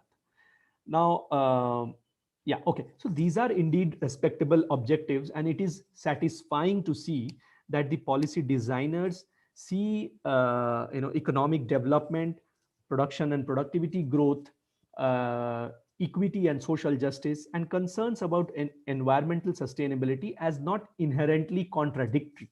So, these are all seen as different dimensions of the larger objective. And that is satisfying to see that they are not being seen as contradictory to each other. And that larger objective, which is what they call as Atmanirbharta. And I would like to begin with the belief that Atmanirbharta is self-reliance. Although the policy does, at least at one place, goes into various Sanskrit jargon on Atmanirbharta. So what is Atmanirbharta? But let's stick to self-reliance. And so yes, self-reliance seems to be the professed larger goal to which STIP seems to be aligned with. That's what they profess. However, having defined this objective, I mean, this commendable objective, or maybe in my generous reading of it, this commendable objective, what is the pathway that STIP proposes to achieve it? Here, at the same paragraph, it continues, a greater emphasis will be given on promoting traditional knowledge systems, developing indigenous technologies, and encouraging grassroots innovations. So this is where the dichotomies, the conflicts start appearing right at the beginning, right at the first page of the document. And the rhetoric continues in many more, in more than a few occasions. For instance, in the section laying the background of chapter 6 of Technology Development and Indigenization, in page 32, it says to achieve Atmanirbhar Bharat through technology self-reliance and indigenization, we need to relearn, implement, and build upon traditional methods that are proven in the national context. Now, this opens a Pandora's box, and this has been written by, and I believe by scientists and scientific administrators under the aegis of the principal scientific advisor. So here the route to Atmanirbhar Bharat is relearn, implement, and build upon traditional methods. Now, really, for a while, I thought to give a benefit of doubt to the scientists who I would like, were believed in, at least were overseeing the drafting process, may have been just a generous sprinkling of traditional knowledge just to escape political scrutiny. Maybe this is something that I thought is the case, and they were not actually serious about it. But when one looks at the Science Policy Forum website, which claims that that was the collaborative platform that facilitated the stakeholder engagement in this policy, right at the beginning, you find a podcast there on indigenous communities, traditional knowledge, and resilience to COVID-19, which says, among other things, amid these challenging times, traditional knowledge and practices offer the best entry point into addressing issues relating to new diseases and even the pandemic threats. Really, is that the best entry point we are thinking? And that's where we are thinking we'll build upon these traditional knowledge systems and traditional methods, not public health infrastructure, not vaccine research, but traditional knowledge. Is that the best entry point? We are the STIP, those who have been formulating, bringing all the stakeholders. Is that how they pitch, the formation of STIP? Now, Atmanirbharta, or self-reliance, as I would like to believe, in the modern social and economic sense, and traditional knowledge is somewhat a contradiction in terms. I mean, we would come to grassroots innovations shortly, but our traditional knowledge systems, even those that had scientific essence to them, for instance, say Ayurveda, belong to a very different era. They were suited to an empirical system of knowledge that were very local and extremely limited when weighed against the standards of contemporary science and technology. They are not capable of the scales that one imagines are required for self-reliance, even in a non-globalized context. In a neoliberal context, what happens? It basically implies leaving the real ground of science and technology, research, not even research and development, technology products open for the big MNCs, particularly the foreign MNCs, to operate upon. We have in yesterday's presentation already looked at the meager levels of investment on science and technology in India. We aim to exponentially grow these resources, but are yet not sure how. In such a background, is it justifiable to waste resources on building upon traditional knowledge systems, even when all relevant evidence point to not much return to such investment? The STIP says it aims to integrate traditional knowledge system into education, research, and education systems. It talks of developing institutional structures for such an approach. It is clear waste of limited resources. Say, for instance, this point 5.3.1, in this chapter, the previous chapter on innovation and entrepreneurship, it says advanced tools based on machine learning and artificial intelligence will be used for curation, preservation, and maintenance of heritage knowledge. Scientific and technical collaboration of the Ministry of Culture with scientific ministries will be promoted to find solutions for recreating and maintaining the heritage and technical and traditional knowledge systems. Apart from the fact that this paragraph does not make much sense in reality, this also shows that STIP is promoting a completely frivolous exercise. How has this been allowed by the scientific community is the larger question that one should put forward as our response. Is this the work of a science and technology policy? What about cases where technology disrupts these traditional methods of traditional knowledge as well as practices, where new technology disrupts such methods? Why is why is the policy pushing for small incremental knowledge, keeping in line with traditional systems? That is a question. I would just elucidate with few examples here. One second. Can you excuse me for just a minute, half a minute, please? Nandu? Hello? Sure, Sandeep. Sure. Yeah, thanks. Sorry, I was on mute. Yeah, just a minute. Please.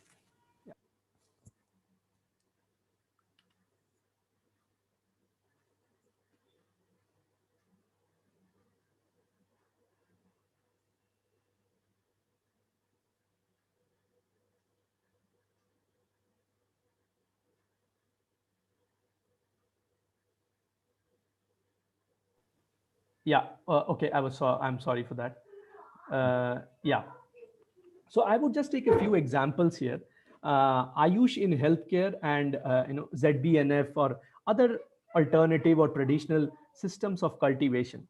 Now, when our public health system is in a shambles, something that was terribly exposed by the COVID-19 pandemic. So first of all, we have limited investment in public health, and then by implication, the STIP is saying that we have to build our research systems in healthcare based on traditional knowledge systems like Ayush, thus opening the gate for diversion of such those limited resources. The research from which the resources that should have gone to modern medicine are being diverted into, which are first of all limited, are being diverted. At the same time, it also gives legitimacy to frauds like manufacturers of a coronil or what not. I mean, if the guiding policy document for the scientific establishment in the country gives this kind of broad direction, that is actually a promotion of anti-science, I would say. Let me also take a few examples from agriculture. We know that the agricultural productivity in India has been stagnant for a while, since the 2000s at least. Green Revolution was the last remarkable success in agriculture science in this country. There is a growing need to invest in both pure and applied science in newer technologies, newer avenues of genetic engineering. The problems are even more pressing in the context of increasing urbanization, as well as many new and yet uncertain challenges posed by climate change. So these all call for a scientific land use policy that would certainly require high productivity growth in various crops going beyond the usual cereals. It would also need more research into climate resilience, dryland agriculture, and in such tracks. So there is where we require dedicated resources being directed to the National Agriculture Research System, which you would appreciate that was sort of a success story. Our scientists went out and in different places in South Asia and Southeast Asia played instrumental role in developing their scientific agriculture science institutions. So rather than dedicating resources to the National Agriculture Research System, backed by investments in strengthening the dilapidated extension systems, which in various village surveys that I have been part of, we see that the extension systems are just not functioning in this country. See, instead of pushing for dedicated resources towards these institutions, which have a successful past of science and technology, innovation, the STIP promotes research in the direction that opens gateways for systems like ZBNF, and they can all be called as traditional. The other such example of a criminal negligence, I would say, quite literally a crime, is the prevention of cattle slaughter. So cattle slaughter being prevented in the name of traditional knowledge systems. Even if we ignore the communal angle of the problem, all scientific evidence points to the fact. No audio. Pardon? Hello. No. That was just a You background can thing. carry on. Okay. Please go ahead. That So is just a background. okay. You can carry on. So even if we ignore the communal angle of the problem, all scientific evidence today points to the fact that stray cattle is a menace. It fails economic logic to have old cattle just, grazing around for cultural and religious wisdom. So this is against Atmanirbharta. This is against scientific wisdom. It is this contradiction that the STIP appears to carpet over, maybe unintentionally. Nevertheless, it provides justification for such pseudoscience. In such an example, we see traditional knowledge systems in fact proving to be a hindrance to the scientific approach for development. Now, see, whether cattle worship or meat eating was part of traditional practices, traditional wisdom or not, is it's a question important in itself because of its academic importance, but it is not a question that should impinge upon our today's development policy. Such academic debates have an intrinsic value and should continue. And as I said, there should be a healthy academic debates around these questions, and one would like to see a plethora of departments on history of science and technology, on history of knowledge, institutes that that are being supported by, not by the Ministry of Culture as STIP seems to be believing, but by the HRD ministry. But that has nothing to do with STIP or for self, that is nothing to do with self-reliance. Now, what this sort of promotion of by the state, by the policymakers also does is that it lays bare the ground of actual research into modern science for the big MNCs like the Monsantos, who can easily bring in their products. It seems to be falling prey. The STIP seems to be falling prey to the modus operandi of a typical neoliberal state. The promotion of traditional science, therefore, appears like an spoke in the. I hate to use. I don't want to call it a nexus, but some sort of a coming together which allows state to speak of small things, tinkering for incremental change, whereas big science and technology product is all carried out at the realm of the larger monopoly MNCs, who are able to then sell their products. Now, developing indigenous technologies, the question that we have to pose to the STIP perhaps in our response, I think, are we saying that developing indigenous technologies is based on traditional knowledge, or is it modern technology? Is it indigenous development of new technology and advancement of the existing technology that we are talking, or this is a choice that we have to make? And what STIP does here, it tries to escape that choice, and that is really disappointing. I mean, the choice for STIP, for science policymakers, on this question at least, is very, very clear, but somehow this document tries to escape that. How can we and in our response, I think we should categorically negate this, argue against it. Indigenous technology should not mean building upon traditional knowledge systems. All traditional knowledge forms can be relegated to the history of science, and that is itself a very useful exercise, can do a great deal to the study of the Indian heritage, much more than the frivolous claims about Pushpaka Vimana and what not. I mean, but certainly there is nothing here about Atmanirbharta. Say, for instance, I would again quote the STIP section 5.3.2, which says assessment, testing, and vetting of various kinds of traditional knowledge applicable in agriculture, biodiversity, healthcare, climate change, and other relevant thematic areas will be encouraged. Why?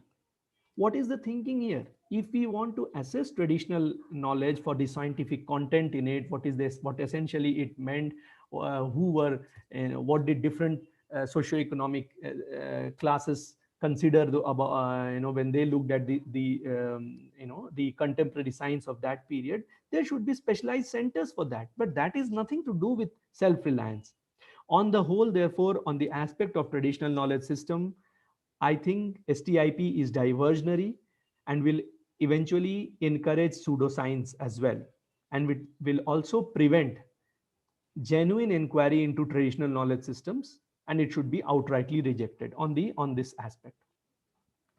Finally, on this point of grassroots innovations, this again at times appear like, just focusing on small time tinkering, almost like state recusing itself from science policy, science and technology policy, something that, I think was also a takeaway from Raghu's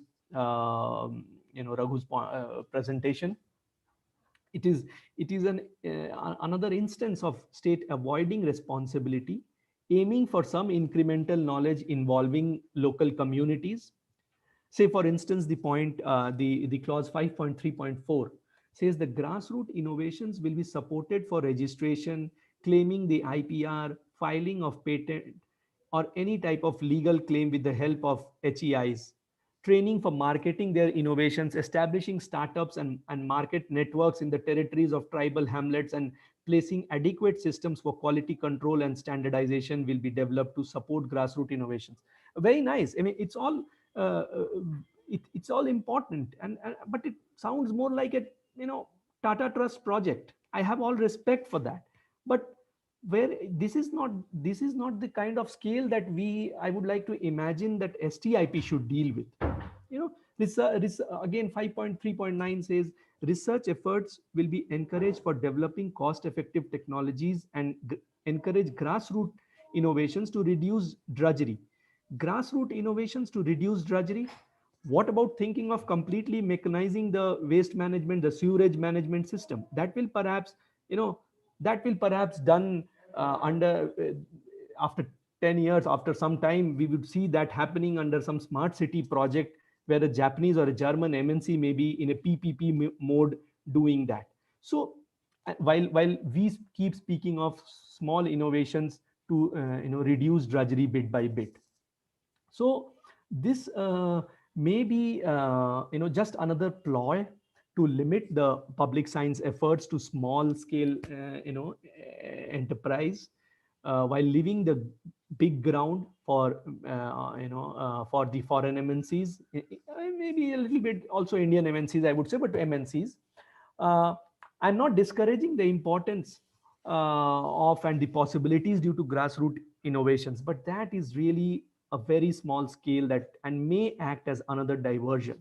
We should put up caution against it and make an appeal that larger field of science and technology and research should be brought under the state.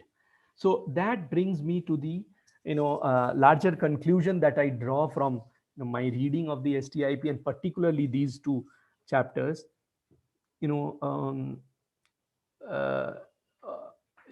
a reading that emanates, a reading that is a political economic reading, I would say, which emanates from the main issue of limited public investment on development of science and technology. Now, given this ideological constraint of the state, of the lack of political will and backed by finance, the trend of public investment on research and science and technology will continue to be the same. Such fiscal constraint perhaps forces the scientific bureaucracy to bring up these kind of diversionary ideas, traditional systems of knowledge or small scale innovations, which then engenders a vicious cycle of permanent dependency on MNCs. Such ideas seem to play the role of limiting state and public institutions to local scale efforts, while leaving the ground for mega science and technology research and the ensuing profits to the big and monopoly capitalists. So certainly, this doesn't give, as I said, I started by thinking that Atmanirbharta, is self-reliance, but my reading doesn't give me, doesn't support that confidence, initial confidence of mine. And I would say that with these kind of buzzwords like traditional knowledge systems and small innovations, grassroots innovations, we are not in any way aiming for self-reliance in technology, science and technology. Yeah, that is where I think I would stop. Thank you. Thank you, Sandhipan. That was really insightful, especially this part where you clearly dissected out Atmanirbharta and self-reliance, because very crudely I had assumed them to be same, but then when you raise these points, yes, there seems to be a critical difference. Uh, I think we probably have open chat, as in people who would want to ask questions can unmute their mics and ask this. In case it needs to be regulated, I'll be doing that. Um, yeah, now the floor is open. Audience, if you want to ask questions to either of uh, our panelists, you are free to do so.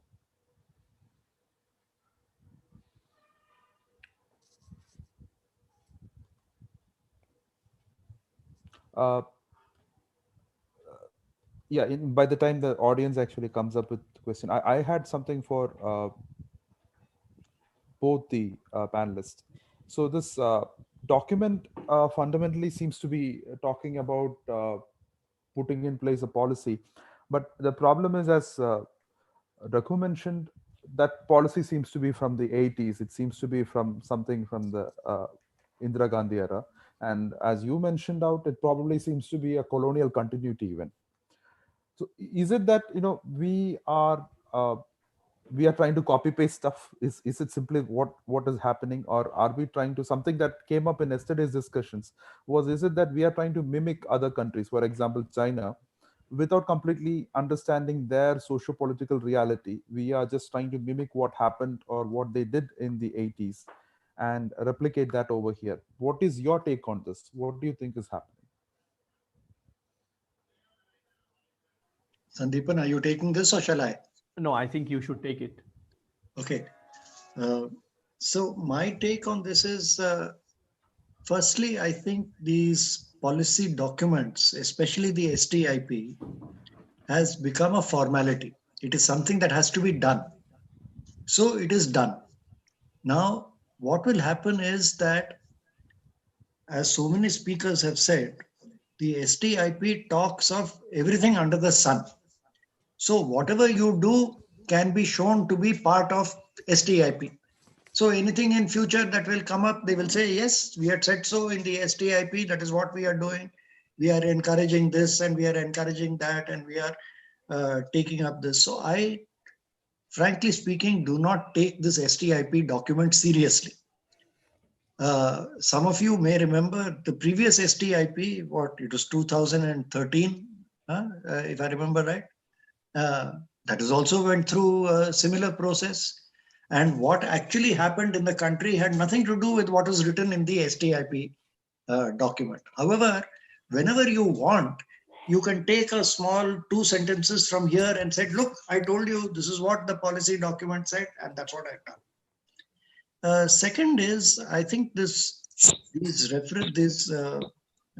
what Nandu asked was, is it that we are trying to do what the Chinese did? Not at all. I think very far from it. The Chinese have a very conscious, planned method of working, and they still follow a plan. And this is part of their continued 5-year plan, and now with a 20-year vision. Their vision document, which I was speaking about, was passed not just by the cabinet, but by the National Congress of the Chinese Communist Party. So it has a society-wide sanction. And what they are saying they will do, they will deliver. Their advanced manufacturing technologies are way ahead today. They are knocking at the doors of the developed countries in Europe and the US. And their goal now is to be at par, if not overtake them. Because even now, advanced manufacturing technologies, advanced aviation technologies, several of these sectors, the Chinese have not yet achieved. So they are aiming for that. They are already standing on the 5th rung of the ladder, let's say, and they are having an eye on the 8th rung. And that's the point I was making, is precisely this STIP document is not grounded in the current state of STIP.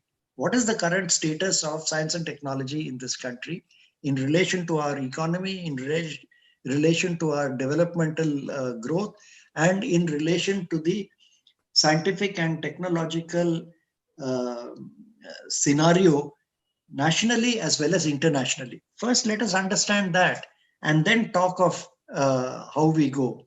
We talk blithely about interrelationship between industry and academia. Who has not said this in the past 40 years? Everybody says there should be industry, academia collaboration. Has it ever happened? Have you ever tried to understand why? So I think these kinds of policy documents, frankly speaking, don't make an impression on me. Whether or not the science and STIP gets passed, whether or not it gets institutionalized, India will blunder along the way it is doing now, subject to the political economy trends that government policy has already set in motion. It baffles me to even think of the Union Cabinet headed by our beloved Prime Minister thinking of the implications of what they are doing in terms of, oh, but what will happen to science and technology in this country? Would a vaccine without phase 3 trial data have been released without understanding what is going to be the implication of that for India's standing in the global community in terms of science and technology? How does the STP in any way link up with that? So what happens here is completely divorced, I think, from reality. But there will be parts of the document which will be quoted or used to allocate funds to friends and family of the ruling dispensation. I think this Sandhipan was right. The point about the indigenous technologies, the ITK, etc., and grassroots level innovation. We know the people who are doing the grassroots level innovation. Professionally, for the past 35 years, I have been working in rural enterprises based on artisanal know-how in this country, who I believe are the carriers of traditional scientific, not scientific so much as technological knowledge down the centuries.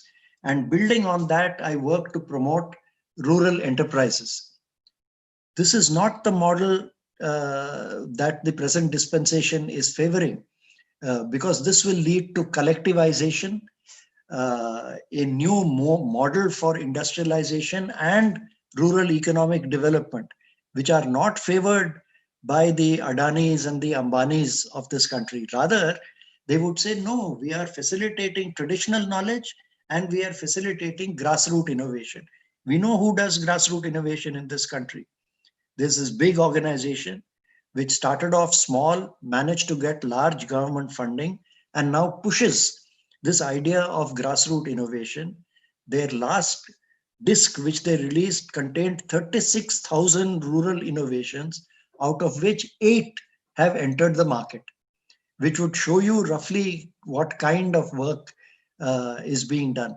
This is lip service, but it is lip service which will be used to justify several hundred crores of rupees to, we talk of crony capitalists. Here we can talk of crony grassroots innovation gurus or ITK gurus. There'll be some money allotted, say in the union budget soon to come, which will quote STIP and say, this is what they have said and we are promoting this.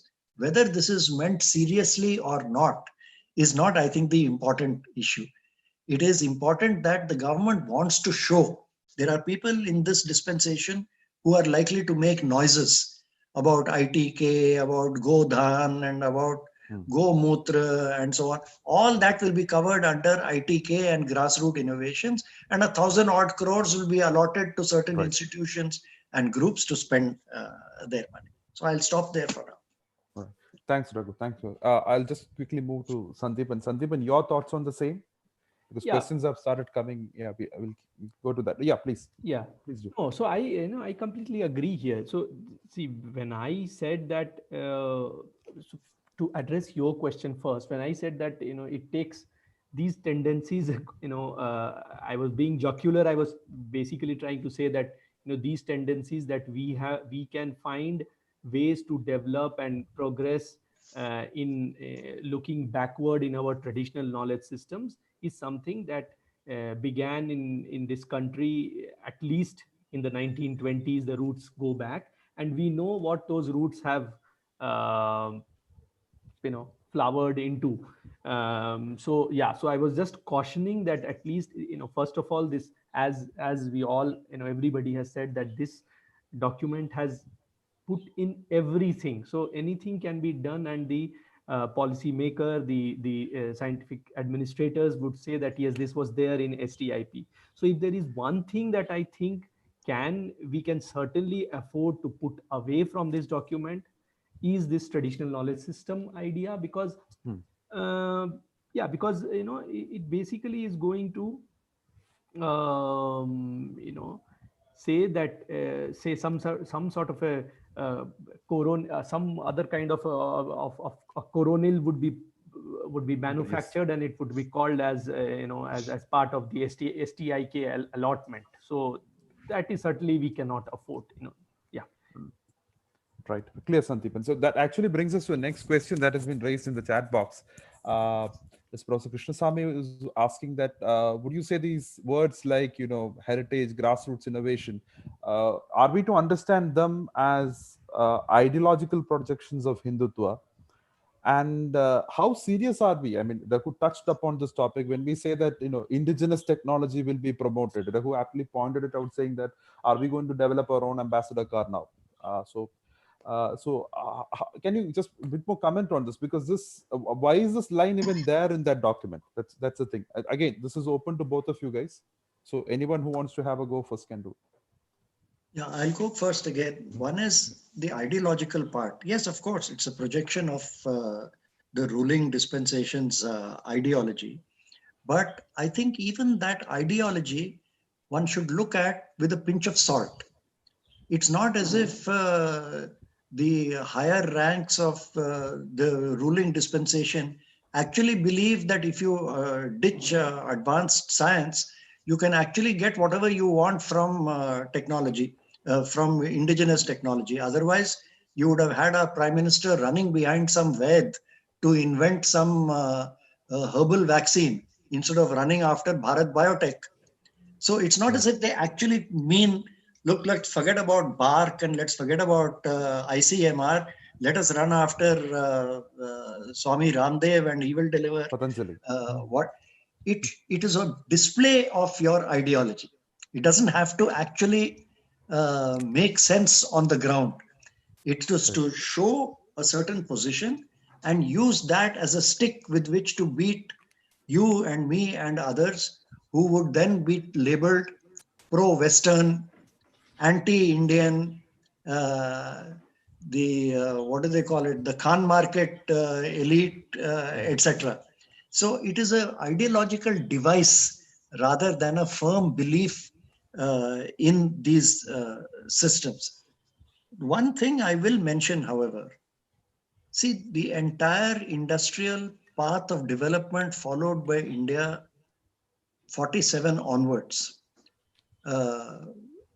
really, in a sense, bypassed the artisanal community of our country. The weavers, the potters, the smiths. If you think back to the Meiji Restoration at the turn of the previous century, 1890s, thereabouts in Japan, industrialization in Japan was built consciously on the backs of the skills and knowledge of their traditional artisanal communities. We did not. I think of all the artisanal communities, perhaps only the weavers were hired as labor in the modern industry, in the cloth mills, etc., of Mumbai and elsewhere. Otherwise, we have forgotten our artisanal population entirely. nor have we made any effort to build industrialization on that. I still continue to believe, and I practice, that this artisanal knowledge and skills constitutes a great wealth of our country. Till 40, 50 years ago, they used to contribute something like 1/3 of GDP through the rural economy, which we have finished right now. So I have a different way in which I look at what is termed indigenous and traditional knowledge, ITK systems. I don't like this term ITK systems. It was popularized by a certain so-called far left school, which developed a great affinity for the far right and became champions of indigenous knowledge systems. So I don't go that route at all, but I believe it's a very different ball game to talk of support for rural innovation done by artisanal communities working with scientists and technologists. There are movements of that nature going. Many of us in the People Science movement are doing that kind of work. But funnily enough, this is the kind of work which is denied funding by the ruling dispensation, which prefers to give the money to the Go-Mutra researchers and the Agnihotra researchers, etc., in the name of promoting indigenous knowledge. So I think let's understand this a little better than just put everything into one basket and dump it as an ideological thing. We should recognize the purpose of that it is an ideological device, but it's an ideological device to display as a symbol of what you stand for, rather than a practice that they actually believe. Clear. May I add here? Yes, please. Point? Okay. So yes, I think it is as Raghu said, it's a display of an adhering to an ideological position, but that of course doesn't take away from the fact that everybody, I mean, the ruling dispensation very well knows that there is only so much that, I mean, in fact, that can act, in reality, it can take them nowhere. But in addition to that, what I was also trying to say is that it is also a diversion. Okay, it is a diversion which is required. I mean, the question is, why has it been? The question posed was, why was it necessary to put it in the STIP? Apart from the fact, and yes, it is primary that this is a display of an attitude and adherence to a particular viewpoint. But in addition, I think it is also a diversion which is required when you know that you haven't invested, big investment. You don't have the political and financial fiscal push to science and science, technology, and innovation at a scale that is required. And you also know that politically, at the realm of political economy, you have already, sort of agreed to a nature of development where you will not be able to invest. Your fiscal constraints are extremely stringent, and you are not going to invest. So there is, in such a scenario, what is the work that is possibly left for you is these kind of things, I think, and that is also, that diversion is also something that I think plays a role, where you keep doing these small things, you keep speaking about small tinkerings, whether it is as traditional knowledge, or whether it is short term, small scale innovation.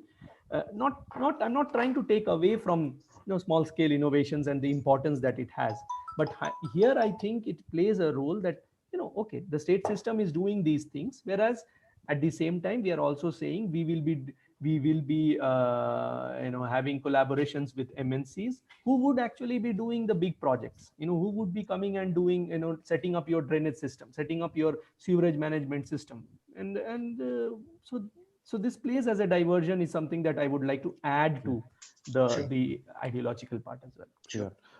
I think we have far overshot our time, probably gone into the next session, eaten up the next session, but we've had very lively conversations.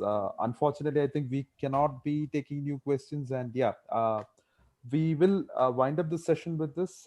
Thank you, Raghu. Thank you, Sandhipan. I think the bottom line that we can briefly agree on this. This is more of a lip service that is disconnected from reality. So at least this section of the document seems to be more for an ideological place rather than actually we are worried about it because we want to think how we are going to implement this. Probably the people who have written this are not constrained like us because they don't intend to implement it anyway. So whatever is written is fine to go by. I'm sorry, Ravinder. I'm sorry for not keeping track of time. We'll wind up this session now, and I'll hand it back to Ravinder. Ravinder, you're there? Yes, yeah. Yes, okay. Thanks, Nandu, and You're thanks, welcome. Sandeepan and Raghu. I think you have discussed everything threadbare, and probably there's a lot to take from this session. And we quickly now move on to the last session of today, and that is international STI engagement, STI and STI policy governance. And Dr. Shan will be moderating this session. So, Shan, you can take over. Yeah, thank you, Ravinder. So I think we have overshot our time by a large fraction. So in the interest of time, I will quickly introduce the speakers and we can directly go on to the speakers. I had a couple of slides, but then let's not do it on the interest of time. Anyway, speakers would be covering that.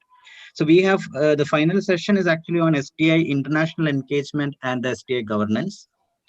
And we have two panelists with us who will go deep into this particular topic. And first, I would like to welcome Suresh Kodur, who is our first panelist. Suresh Kodur is a technologist and entrepreneur who is based in Bangalore.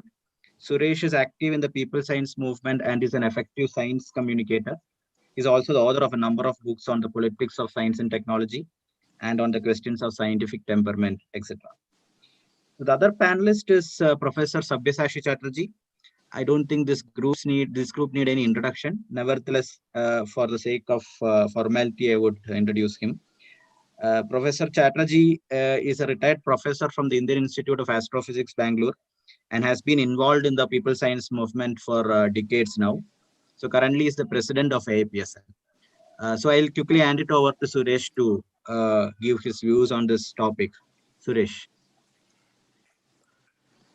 Thanks, Shan. Yeah. Good evening, friends. Yeah. I think your camera is sort of there. Yes, it's not in position. Yeah. Oh, okay.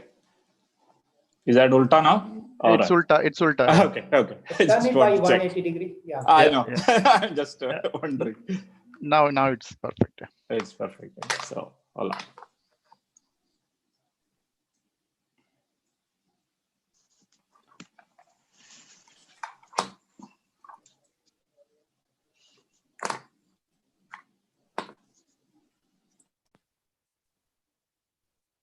Are you able to hear clearly now? Yes, Suresh. Yes. Because I just took out my headphone.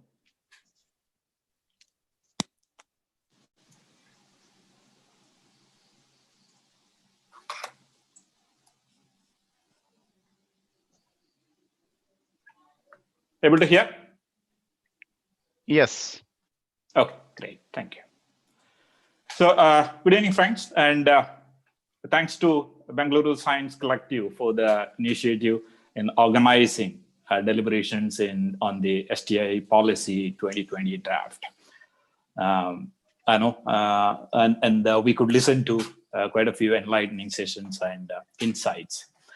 As I know, we have overshot our time, so I will try to be as short as possible. So the focus of our session, the last session, is the international STI engagement and STI governance, as detailed in the chapters 9 to 11 of this policy document. And myself, along with my co-panelist, Dr. Chatterjee, would be talking on this. So we are into the last session of this two-day program. Most of you might have sat through many of the sessions and must have gone through the policy document as well. Like all of you, I also have been trying to make some real sense out of the policy document, reading from basically two different perspectives. One as a researcher as someone who has been exposed to a premier science and technology research environment as a nuclear scientist at Baba Atomic Research Center. And secondly, as a technologist and entrepreneur immersed in the ICT industry. That's probably two of us.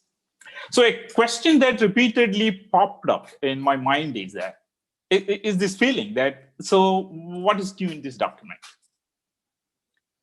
I'm sure this question must have come to the mind of many of you as well, and some of the panelists as well shared the same. So I think one may not find anything in this policy document that you didn't already know or not intuitive enough to be already part of your thought process. So this is not to sound dismissive or too pessimistic about this whole policy formation exercise. My point is that the STIP 2020, the policy as such, adds no new value at all, as some of the panelists mentioned again. It's not already in the realm of our scientific or administrative knowledge that this policy overall is of little consequence, as the moderator of the last session said, unless concrete follow-up plan is drawn up and priorities and specific strategies are spelled out. Let's see, overall take on the policy. Because prioritization is the key, as we all know. First, recognizing key priority areas the country needs to focus on. And then identifying key players and influencers in the international area, as we are talking about the international engagement. So identifying the key influencers in the international, in the global scenario, who can support our strategies to make advancements in the identified areas. Of course, this whole process of prioritization is also a question of democracy of technology. Not something that we haven't talked about, but it's basically the question of democracy in technological arena. That is, for whose benefit the S&T advancements should be used. Whether landing a man on the moon is important or addressing the question of food, health, and education is important is, of course, a political and ideological question. That's a topic for probably another day. So I'll not dwell deeper into that. Now, as you all know, this is a fifth such exercise that's publishing such science and technology policy document. The last one was in 2013, as you know, and the one before was 2003. If anyone go through the past policy documents, hardly you would find anything new in this one. Pretty much repetition. None would disagree with statements like, say, science and technology is the critical foundation stone on which a modern nation needs to be built and need for strong collaboration to make any significant progress in these fronts. None of us disagree in such generic statements. You don't really need a policy document to state the obvious. The question is, what is the concrete strategy and plan to make it happen? What are the key priority areas you have identified, and what are the long-term strategies to make the country master some of those areas? That's the key. And that's what the policy acutely lacks as well. What the policy lacks is specificities in terms of priorities and strategies to realize those. It's only a collection of most generic jargons. So the key task for a developing nation like ours is to devise a sustainable development model that leverage science and technology to integrate the economic development with social inclusiveness and environment sustainability, as we all propose. S&T international engagement must focus on how to build strategic relationships and collaborations with world community to leverage the S&T advancements globally to support and reinforce the said development model.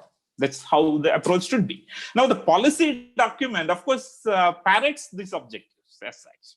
It uses those words. It basically, I think it simply copies the United Nations Conference on Trades and Developments, UNCTAD, policy text without actually meaning it, as earlier somebody said, not actually meaning to implement it, essentially. So what it lacks is a concrete model that would realize the said objective. The objectives are stated. We know the breaking of boundaries, collaborating and building partnerships, nurturing atmosphere for cooperative innovation research are all very much critical for advancing science and technology that would support its sustainable development and growth. Continuous engagements with world community are essential prerequisite for advancement SNT.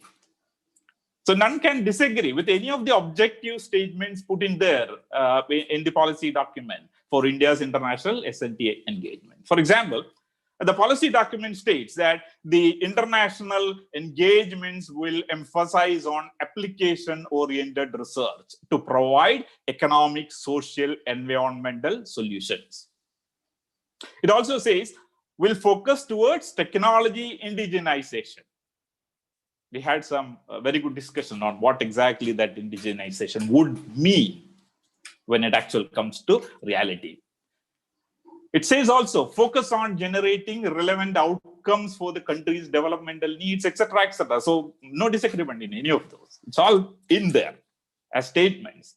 So these are things that none would disagree with, but at the same time, it would be of little significance without the backing of concrete execution strategies. So as some of the earlier panelists already observed, this policy document doesn't even have enough meat to constructively critique.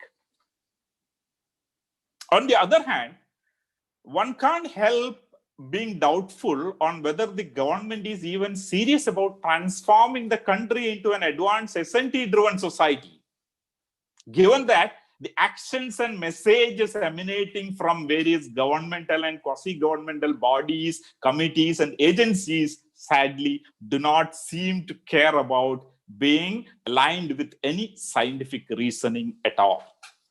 It's rather the other way.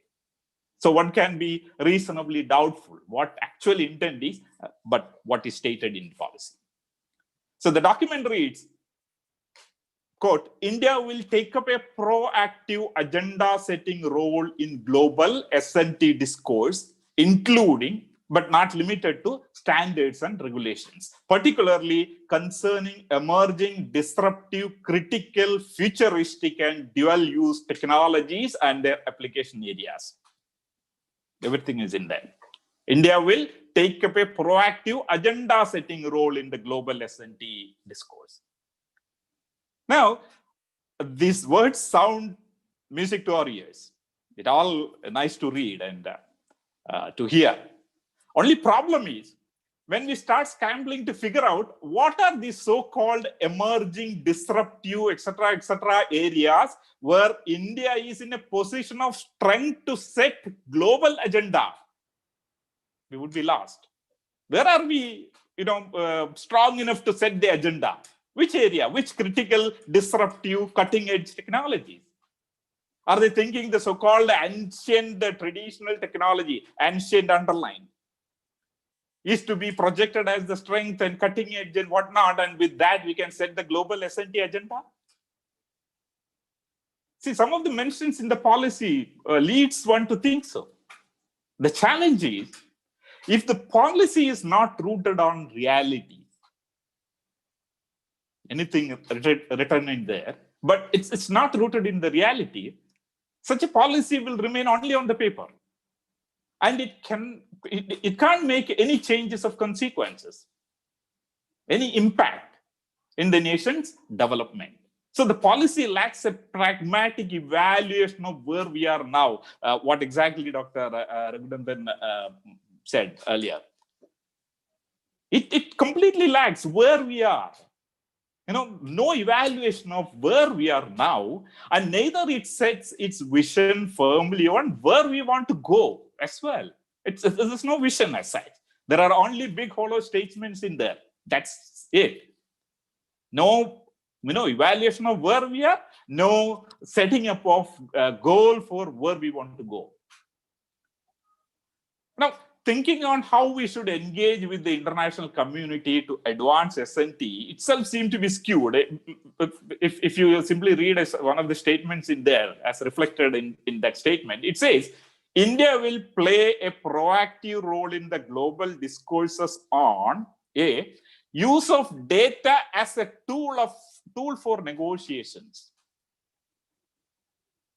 Hey, we have so many people, we have all their data, we are going to use that for negotiations. I mean, it's completely skewed. What the thinking on, you know, how they will engage the international community on discourses on SNT.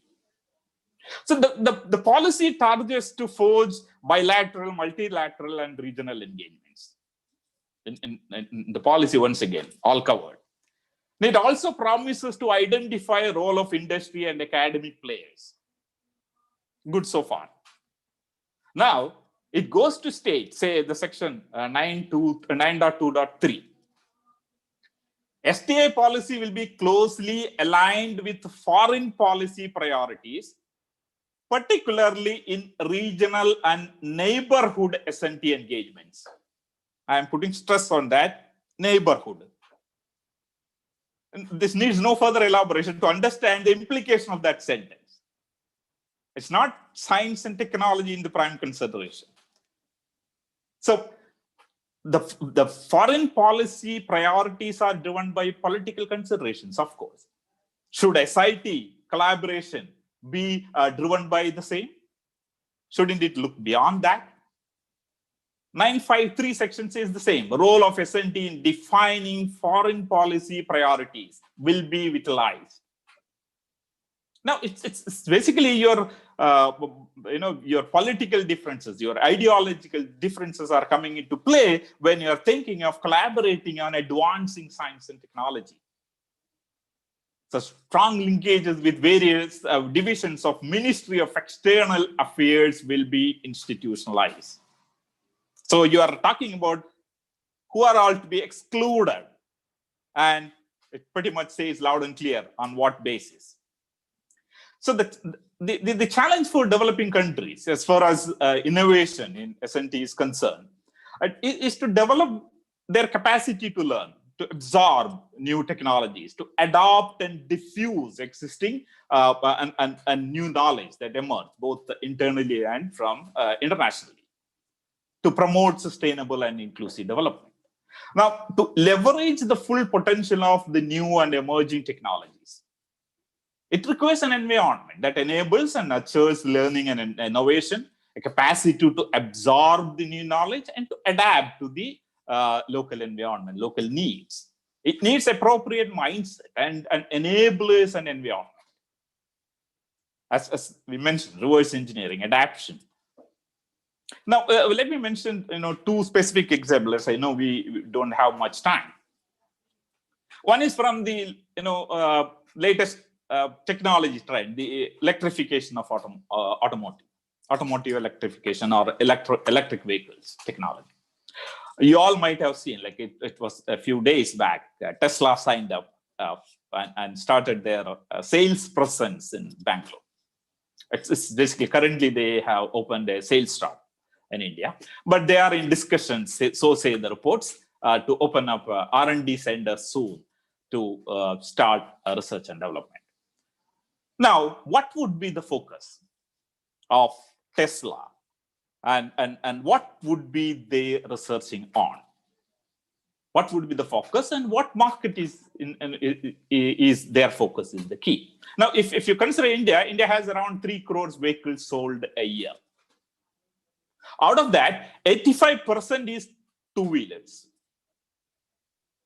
That's unique to India. Now, the research will focus on, would research focus on those? Or it would be rather than a cookie cutter shop for Tesla here to do research for, say, US or German markets. So how do you leverage Tesla technology? How do you collaborate and making sure that you are building your technologies? For example, like as earlier said, Tesla making an EV vehicle in Bangalore doesn't mean that it's India making an EV. It's India's technology. So it's actually how China approached the electric vehicle technology, particularly the battery domain, as that one of my key interest areas. It's very interesting to look at in the context of electric vehicles development. They anticipated the emergence of lithium-based technology in battery, the power storage technology, and built strategy to be present in those countries which are plenty in supply for lithium, say like Australia or some of the African countries. They build their presence, they build collaborations, they build a strategic relationship. And that's how they advance, and one of the leading advanced provider of the lithium battery technology. It has to, you have to anticipate and set your priority where you want to go, which area you want to develop, and have to look at what are the strategies. It's not that you simply invite someone and be in India and they develop technology and you cannot claim, that is your indigenous technology. So how do you collaborate? And toward collaboration, you should be in a strong footing in terms of your vision, what you want to do, and then engage with the international players, not simply inviting them to put a shop here. That, nothing more than body shopping. It provides some employment for the people here, but not really the technology. And what technology they work on. There are quite a few examples, you count many of those who are operating in the automotive industry, say Robert Bosch or now Tesla. What are they researching on? It's absolutely no cutting edge critical research areas. Any of them working here in their India offices. So that I'm not getting into details of that. So that is one of the questions. How you engage with such players. You have Tesla here, they are working on the cutting edge technology, electric vehicles, but is the research focused on your needs? Can you meaningfully collaborate with the provider, with Tesla, your players, be public or private, to learn the technology and adapt, or to build your own alternate technology from the learning? So that would be the key. My second example would be from my own experience with the nuclear technology. So in 1990s, India brought a nuclear reactor from Russia for our nuclear power plant in Kudankulam. That was a VVER type of nuclear reactor, which is actually a PWR, pressurized water reactor type. Many of the people from here, engineers and scientists, went to Russia. But if you really look at it, hardly anyone learned the actual technology underneath. We learned the operation of their nuclear reactors, and we have plants functioning here. But hardly anything beyond that. No technology learning, no initiative to come up with anything indigenous or innovative. We are still following either it's the Canadian model or now the Russian reactors. We don't build anything. So we are actually, in terms of supply of fuel as thorium, we have an advantage, just like how I spoke about lithium advantage for some of Australia and other countries. We have a thorium advantage, but hardly we have developed anything to explore that and be in a position of strength in that particular technology. We haven't done that. It's still what Dr. Homi Bhabha postulated, almost 60 years back, what he wondered about the thorium cycle, but nothing. We haven't moved anything from there. So the question is do you set focus on specific areas and build strategies to take forward, and then build the collaborations that would support those, your strategy. So a very radical shift in terms of attitude and support mechanism need to be brought in to drive technology adaptation in order to leverage advancement in the S&T and developed countries. Now, since time is almost over, two other areas the policy talk about are engaging academia and expatriates. There have been some of the mentions about that. The section, say 934, it says beneficiary base of the large S&T activities will be extended by strengthening inter-university centers, which have been playing major roles in drawing the academic community in the implementation of projects and utilization of facilities. Good to hear. But this is an area always we are severely lacking the engagement with the academia, with the universities, with the research centers to do actual research work, quality research work. can be.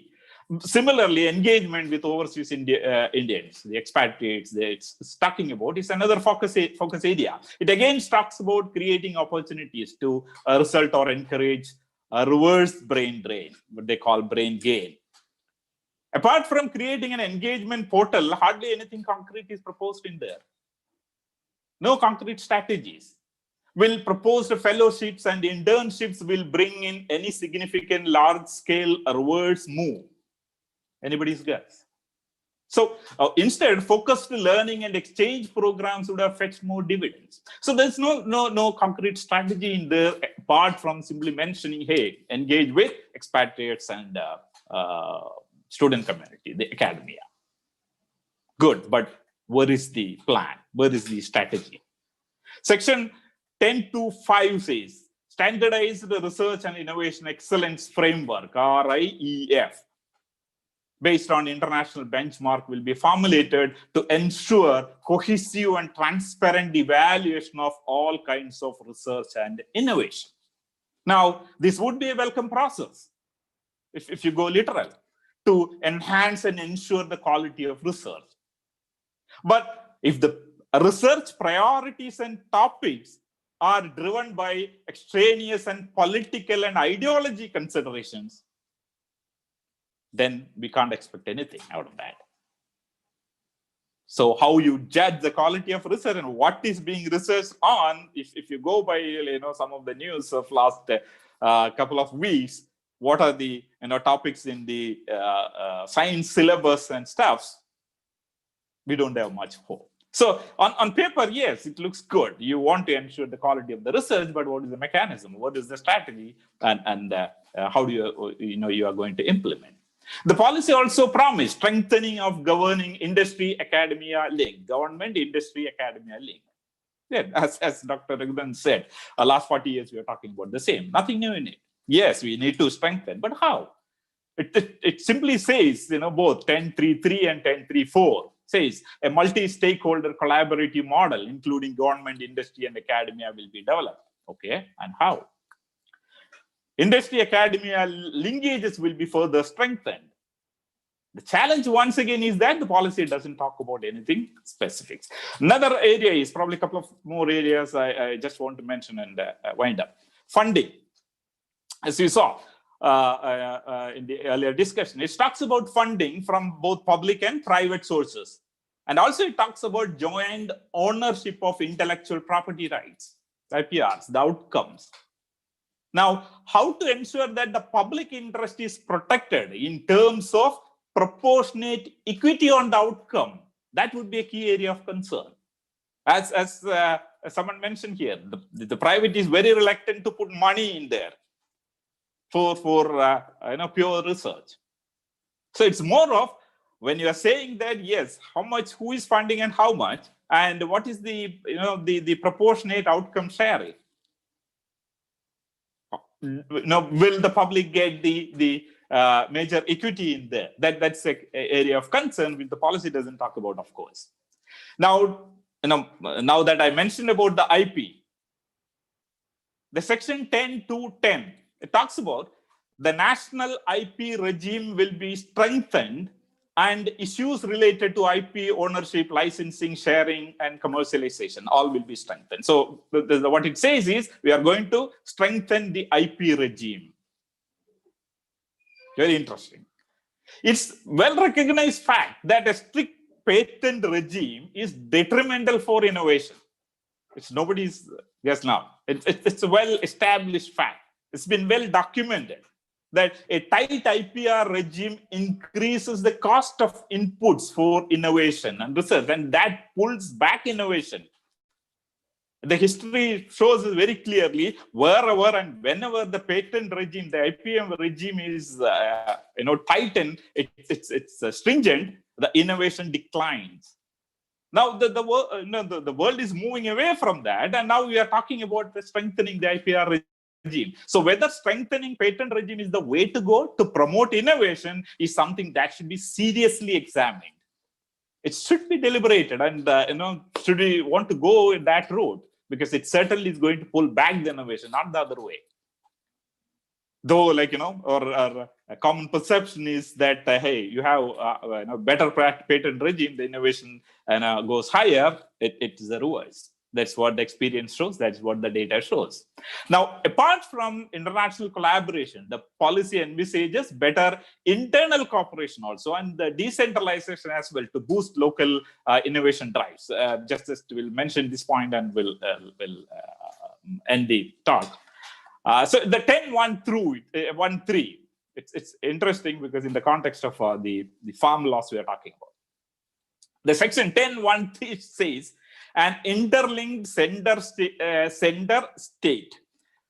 interstate governance mechanism will be created at the highest level for better coordination between the center and the states, and to enhance overall participation of the state in research and innovation. Good so far. They want to increase, they want to decentralize and increase the collaboration. But the only problem is, while this talks about increased involvement for states, the experience in reality is what? It is like the latest farm bills is the other way, where the states are being made weaker and weaker, where the federal structure is being compromised, or the state's power is being weakened or taken away. So while the policy talks one thing, what would emerge in reality is what would be the key.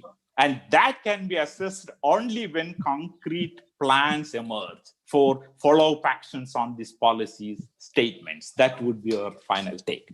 With that, let me conclude. Sorry for shooting the time, and thanks a lot for listening to me. Thank you. Thank you, Suresh. I mean, it was very insightful. I think, I mean, all the fallacies in that glossary chapters are completely covered by you. Now I invite Professor Chatterjee to give his views on the topic. And also, like, the audience can post their questions for the panelists in the chat box.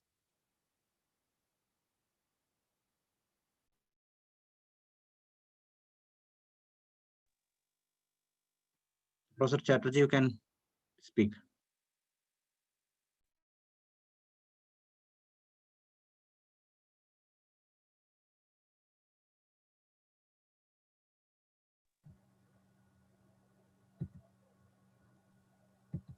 Hello? Yeah. Yes. Yeah. Can I speak? Yes, you can speak, Chatterjee. Okay then. Okay, fine. Thank you. So thank you. I, being the last speaker, I would not overshoot the time. And I would try not to overshoot the time. Now, my first impression is that it is a terrible document.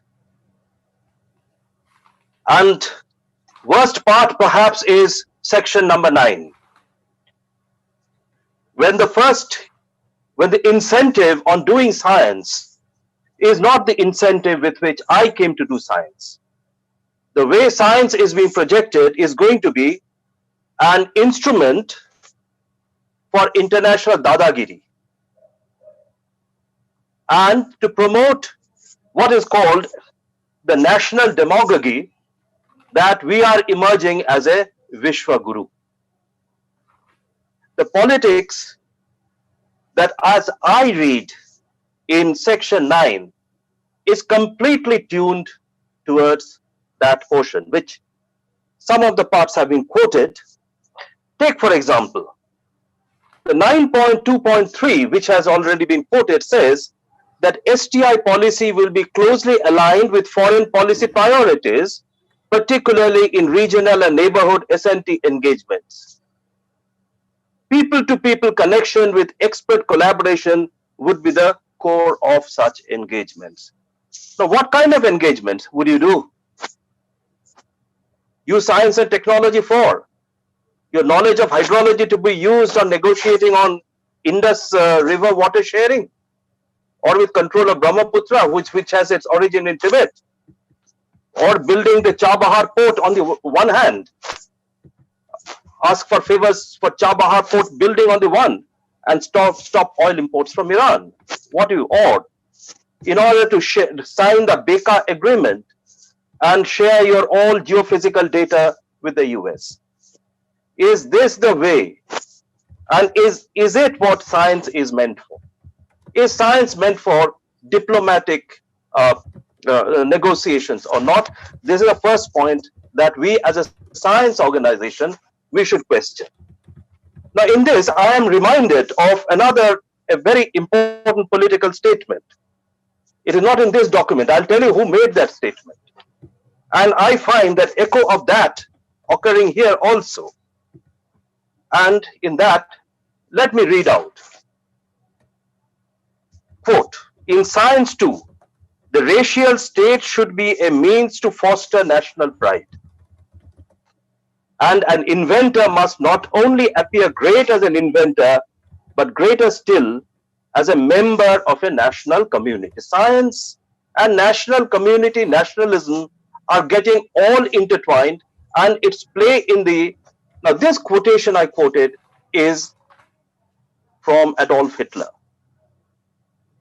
Your role in science, the science is to have your own interest served in diplomatic relation. To me, I reject completely that attitude towards science. Now, in order to do that, it says that you should have certain kind of strength, scientific strengths. Yes. And what should you do? Again, here is a attitude which I completely disagree with. As far as science and scientific research guidance is concerned, using the country's science and technology strength as a soft power, again, mind you, to its fullest potential, India will strive to take leadership roles in multilateral and regional platforms wherever desired and needed. And you see, while stating it on the one hand, stating it on the other hand, what is the kind of interest of the people of India and our own sovereignty issues are being satisfied. Again, it comes. What is the one of science has to play another role? It advocates that science and technology for diplomatic benefits and diplomacy for science and technology the benefits will be promoted. Now, is diplomatic failures to be covered with the help of science and technology? Is that the role? These are the questions which have to be asked. And in my opinion, I, as a practitioner of science, I reject these as the purposes behind doing science. It talks of Atmanirbhar Bharat, but what is the nature of the Atmanirbhar Bharat that science and technology is going to play in it? And you can see in section 3.2 per para 3.244, your Atmanirbharata will be satisfied by, I quote here, to attract foreign direct investment in STI, science, technology and innovation, reduction in tax rates for foreign MNCs, fast tax clearances, easing land acquisitions, adequate means for incorporating FDI, etc., will be satisfied on a need basis. So you want to have, on the one hand, your scientific strength as a soft power, use your scientific strength for your external affairs negotiations, and your scientific strength is going to be built on all the kind of preferences that you are going to give to the multinational companies. Now, if you go through the entire document, you will see the word public sector units appears only once. That in page 33 under 6.1.1.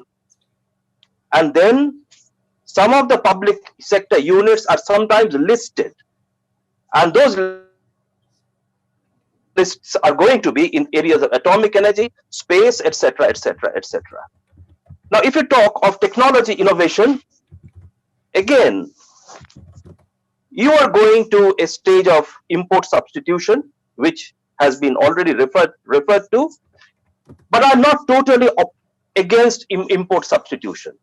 Import substitution may not give you the cutting edge, and there are certain cases where the technology or scientific knowledge has saturated. there is definitely enough knowledge or enough expertise within the country to cut down our foreign dependencies. I think that part we should never ignore. It may not be cutting edge, but whatever is necessary, a necessity, that necessity, if the knowledge exists. I will give you one example. That when I just become a faculty in IIA, and around at that time, AIPSC was being, I'm sorry, the BJVJ, Bharat Jan Vigyan Jatha was being considered. And I had met Professor S.K. Rangarajan, who was then the director of the Electrochemical Research Institute in Karaikudi. And when I told him of this, he was very enthused. Then later I met him just after formation of BGVS from Delhi. I was returning. I met him in the plane. He said, "Where are you coming from?" I said, "This is what we are going to do, and our AIPSN is going to be held." He said, "Why didn't you come to my institute?" And then he gave an example. Look, we work under corrosion, on the question of corrosion. It is nothing very fashionable, but it is very important. It is very important for our people. Maybe even for our artisans, etc. I think it is in those areas our capabilities have to be developed. There are certain areas which are not cutting edge at all, but still we are entirely dependent on imports. Why are ophthalmic glasses? 95% of the glasses that I'm wearing, I'm very sure it is an imported product. Why are we even backward in these? Now these, if you're serious, these are supposed to be taken step by step. In certain cases, you know that yes, we are not going to achieve. No point trying again, reviving the semiconductor complex in Chandigarh and trying to go for microelectronics when we have moved far away from that. So it is in these areas where how much we can catch up, how much we should go on our own, and how much we are able to anticipate right in the beginning. That process is to be followed, and there is no direction towards that or no idea towards that. It only thing it says that MNCs are going to come, Indian diaspora is going to help in that process, and you will have something like an STI in governance. Now, what another institute on STI? There are existing institutes, there are universities, departments, which can be set, or institutes of management also. Why another STI? This essentially is what Raghu had said, कुछ करना है कर दिया. एक पर्चा लिखना था, we had to write a document, we have written it. Okay. And in that, it is only satisfying only one thing. It is satisfying a kind of national demagogy, that's on the one hand. And while giving all preference to multinationals, you are actually trying to produce a justification for the entry of multinationals. And you're saying that once multinationals come and we are made a part in the international market, then it is our Atmanirbhar on the one hand, and at the same time, we are going to emerge as Vishwaguru. There are four things. Four things I've found in this part. That one thing, the glamour of strategic diplomacy to be done through science. Second, focus on a glamour of innovation. Unless you invent something, as if there is no science to be done. You have to invent something. There is a whole host of steps before which that are to be followed. Because you finally get into an innovation, they completely do not know about. I'll give one example only. That before coming into semiconductors and transistors, the Japanese first perfected their carbon resistors and their capacitors. That was the first thing which was tried. And it was not a high tech, or it was not cutting edge for them to do it. The people who have drafted this, they are completely ignorant of all these things. They only talk of a glamour of innovation. 3, commerce rules supreme in everything that they write, that MNCs and monopoly are going to be privileged. 4th is the complete approach is mercantilist. It is for trade. It is for industry. It is for the market. Please count how many times the word market comes in and how many times the word welfare comes in. Just you see. And this mercantilist approach supersedes everything here, and prescribes an Atmanirbharta to MNCs and the Indian diaspora to be the conduit. That's all I want to say. I have not, since others have talked of the details, I have essentially spoken of the broad thrust and the political approach that this document has taken. And this document has to be rejected, and it does not serve India and her people at all. Thank you. I'll stop here. Thank you, Professor Chatterjee. So we can take up questions. The participants can unmute their mic and ask questions if they have.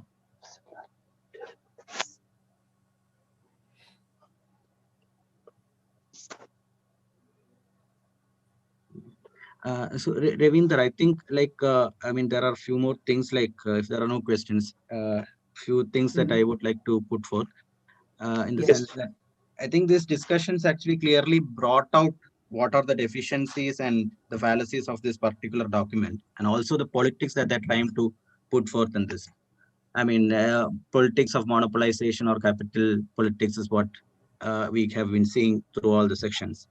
So Chatterjee and Suresh, one thing is that how do we take this up or follow what will be the follow-up plan for this, and how do we actually go about on a campaign of against this STIP, or what would be your idea on that? Shall I say? Yeah. This is going to be a focal campaign for the All India People Science Network. Okay. And I know that BSc is not a member of this organization, AIPSN network. You please collaborate with AIPSN. I am there. Raghu, we have been panelists in it. And you can collaborate in this, and real advocacy on this has to be done in a very sharp manner.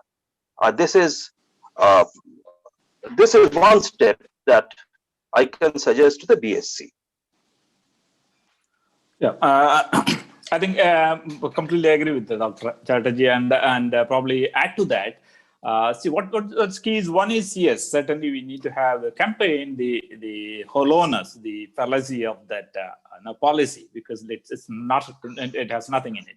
So while exposing that, on the other side, what if to make that campaign effective, what we need to do is, what is an alternate policy that we would advocate? So we should put together an alternate policy and circulate and put that, hey, this is what basically we should be looking at, and this is how we should be, taking that up to further the SNT and to engage with the community. So that would something really add value and will add meat to our campaign. Yeah, I agree with it, and in this particular case, BSc should also try to find out in which area it can concentrate on and focus its work and produce something with a certain level of perfection. I don't see that in a short time you'll be knowing everything. But wherever you feel your expertise is there, because you people are yourself engineers, technologists, you try to consolidate your strength and please produce something quickly, use it yourself, and also share it with AIPSN. Okay. Do your advocacy and also do your advocacy to AIPSN also. So that's what I'm saying. Okay. So anybody else want to comment on that? Yes, that is needed.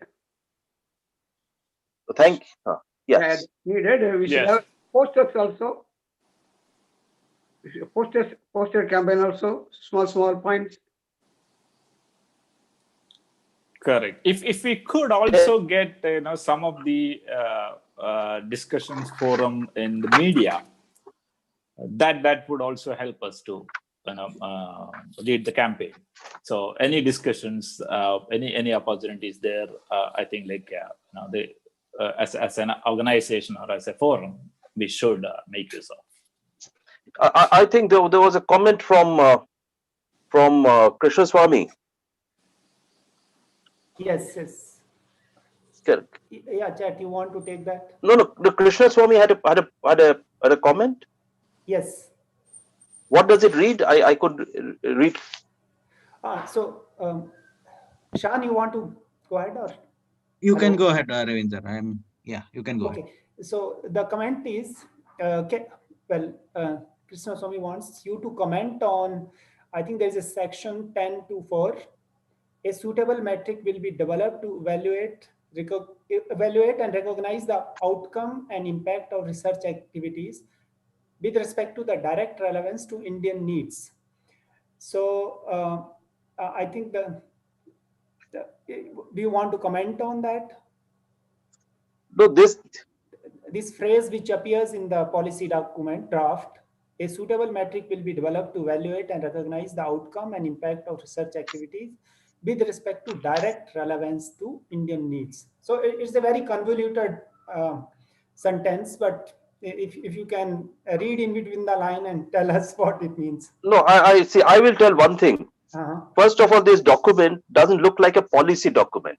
It more looks like a manual. You should do this, do this, do this. And if it is a policy document, it itself should have identified that these are our priority areas. Okay. Now, having released it, now it doesn't perform its own duty. And now it wants the citizens who do not have the available wherewithal for them to respond to this part. Intent is correct. But how do I know of lithium batteries? And how does Suresh Kudu know what I know? Okay. So they have not performed, but let us see whatever little we can do, or what Krishnaswamy can tell us about genetics, etc., etc. What we should be doing it, where our knowledge lies there. Rather, if that process is undertaken by Bangalore Science Collective, and we are doing already in AIPSN, that will be a very important task. When they don't do it, we should do it, whatever little we know. I think just to add to that, the complementing what Dr. Chatterjee just said, see that statement per se, you can't contest, you can't object to, because if you ask, do we need a set of metrics, need parameters to evaluate the relevance and efficacy and the feasibility of the technology or the proposal? Oh, certainly we need to. You need to build parameters, you need to build metrics, you need to build attributes and evaluate hey, whether a particular technology is feasible, is it relevant to our needs, does it meet our requirement and the problem. Now the question is, who will decide that and how you will decide that? What is relevant for India, and what are the priorities? As I said, to start with, what are the priorities? What are the problems in and your eye that need to be addressed? So who will decide what is relevant and what is not? And only then you can design the set of parameters to evaluate that. You can decide completely two sets of parameters. As Dr. Chatterjee said, if it is commercialization, then you will come up with a completely different set of parameters. Just to draw parallel to the farm bills. The farm bill, the Niti Aayog says, hey, we have surplus of grains produced. We need to sell that in the international market, and that needs to be, the price should be less, and it should be competitive to sell in the market. So they are looking at how to reduce that expense, the production expense. Hey, reduce the number of people engaged in the farming. Now we have 42% of Indian population engaged in the farming market. Reduce it. How? Take out every marginal and small farmers and bring only the corporate and the big scale farmers. That's what exactly the intent of that farm law is. So now the metrics is what? The production expense, or like, the input output expense, the MSP, all this comes into as parameters, but your objective is how to make competitive pricing in the international market. So you need set of parameters, you need evaluation whether it's relevant or not, but then the question is who will decide that, and that becomes a political and ideological question. See, here I would say, let BSc produce a set of parameters and metric being led by its own socio-political understanding. I think that task you should take, just as we are doing within the AIPSN, and sometimes we will exchange ourselves. Yes, what we feel, that step can become an outcome of these very valuable discussions that we have been having for the last 2 days. Yes, that's correct, Chatterjee. So what we will do is that we will collate all these points that had come up during the last 2 days discussion. And the immediate thing that we would do is that to send across to the government. It's not known how far it would be taken up, but still, from our side, we can do that. And I think from the discussions, the other point is that we should have some immediate campaign for exposing the issues or the fallacies of this current draft. Maybe more local level discussions, bringing out a question answer booklet, sort of explaining the problems of the draft and so on. And that too maybe in the local language as well. Because I think this discussions on this STIP has not happened much. Maybe a few 1 or 2 discussions here and there would have happened. But I think we should also try to see how we can, make this more effective among the people and try to convince them or bring out the problems of the draft. That's one part. And as again Suresh mentioned, the other thing that we could take up, it is an alternative policy from a people's perspective. This I think could be it could be a long term. I don't know whether this could be done in a very short period of time, but I think this could be a long term thing that we can take up, bringing together progressive activists and academics and other scientists and other interested people who wanted to look at science and technology from a people's angle or a people's science angle.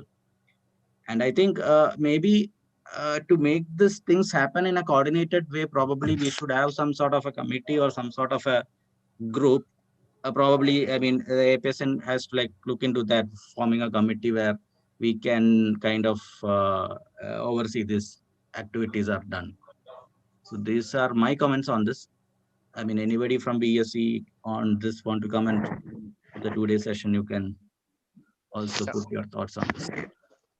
One input, Shan, from Ananda. My suggestion is that, because the time currently is very limited, probably, we can actually list down all the issues that we find in this policy and probably spread it through the social media so that, there is a awareness that there are a lot of flaws in this policy, and probably, there could be a sustained campaign through social media to, look into this flaws and see if some corrective action is taken by the government. That's a very good suggestion. I think social media is a very effective tool. I think we could make use of. I have one suggestion, Sean. Hello? Yeah, yes. Go ahead, Prabha.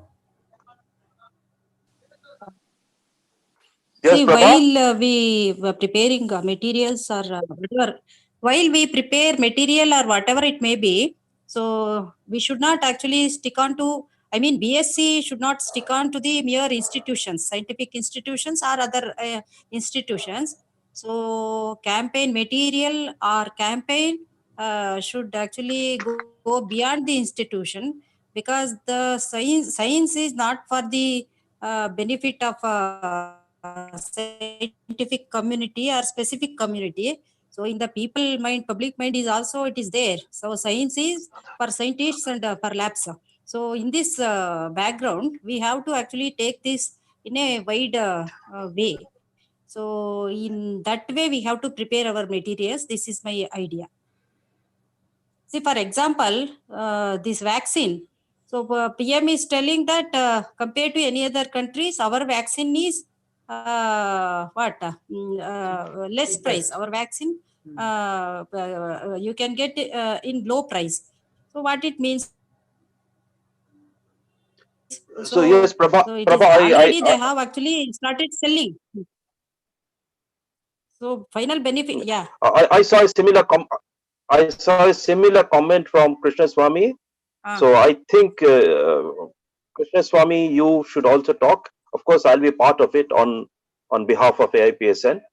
And when our document is also prepared, we'll send it to Bangalore's BSc, and they should also send through social media the AIPSN's document. This is one task in which we are very like-minded. Yes, so therefore we should help in this process. And Krishna Swami's comment just now, which I saw, exactly reflects what Prabha was telling now. That link the question failure in the terms of COVID along with STIP, and we don't know what STIP is going to succeed in. Very doubtful. Yeah. That was my saying that I think we have two. I'm Krishna Swami. Just that. Yes. I think there are two things. One is immediate response to this on 25th by mail. At least that should be a quick, short response, and then I mean that's probably going to go to the dustbin, but that will be a formal response. And more importantly, I think what being said that to take it down to people, to other organizations, that to expose the nakedness of the whole policy. And no, and then as was a good suggestion of to try and put forward an alternate policy, which can be a people's movement, science policy sort of thing. So I think that will be good. And in order to get people's attention, as was said, one problem is that timing. They time to release all these things just during the COVID, because they know people's attention will be not on that.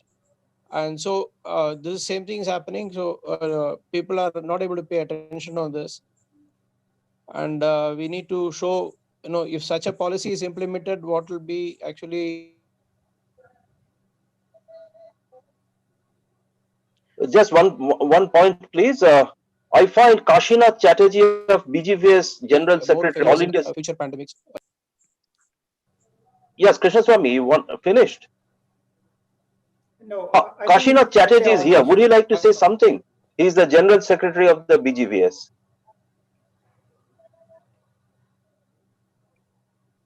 Kashinath? Okay then. Okay, he's maybe he. Fine then. We can go ahead. We can go ahead.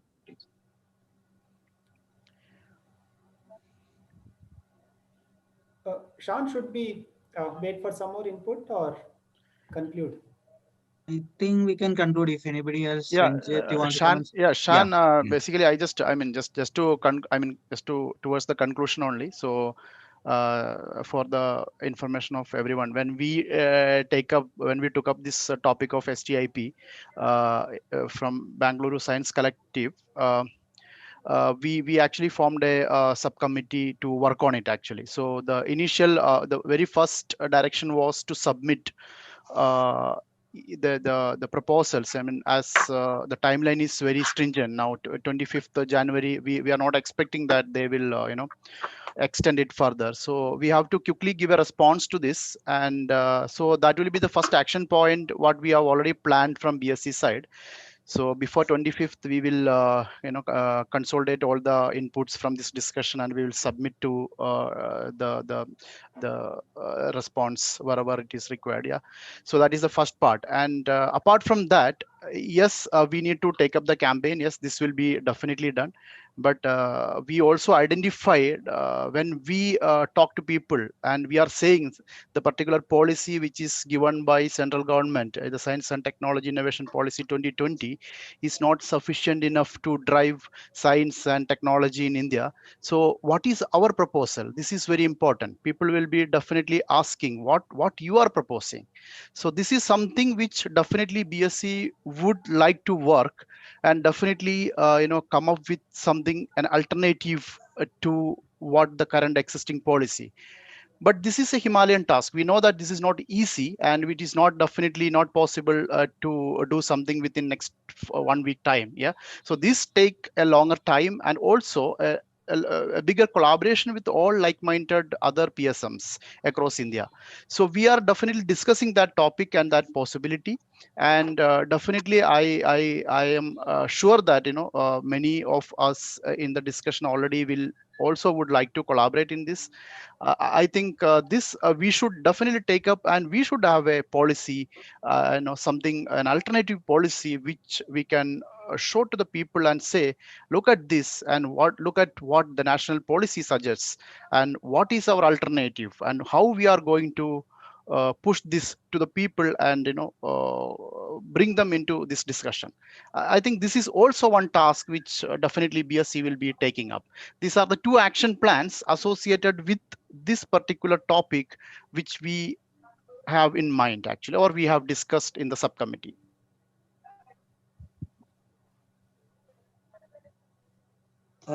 One suggestion that I have to APSN is that if APSN can quickly call a consultation on the follow-up or the action plan for this, that would help us to get involved with other PSMs also on this, right? So, yeah, so that's one of the suggestions. So from AIPSN side, Krishna Swami is leading that process. Of course, he will keep in mind. Ravinder, if there's nothing, we can conclude, can take over. Okay, so yeah, I don't have much to say. So if there's no more comment, then once again, on behalf of Bangalore Science Collective, I thank all speakers and participants.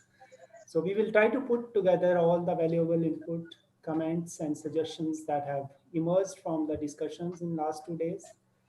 And we also plan to reach out to all of you in future activities and look forward to your support and guidance. Thank you. Thank you very much. Thank you, please. Thank you. Good job. Yep. Thank you. Thank you. Thank you. Thank you. Thank you.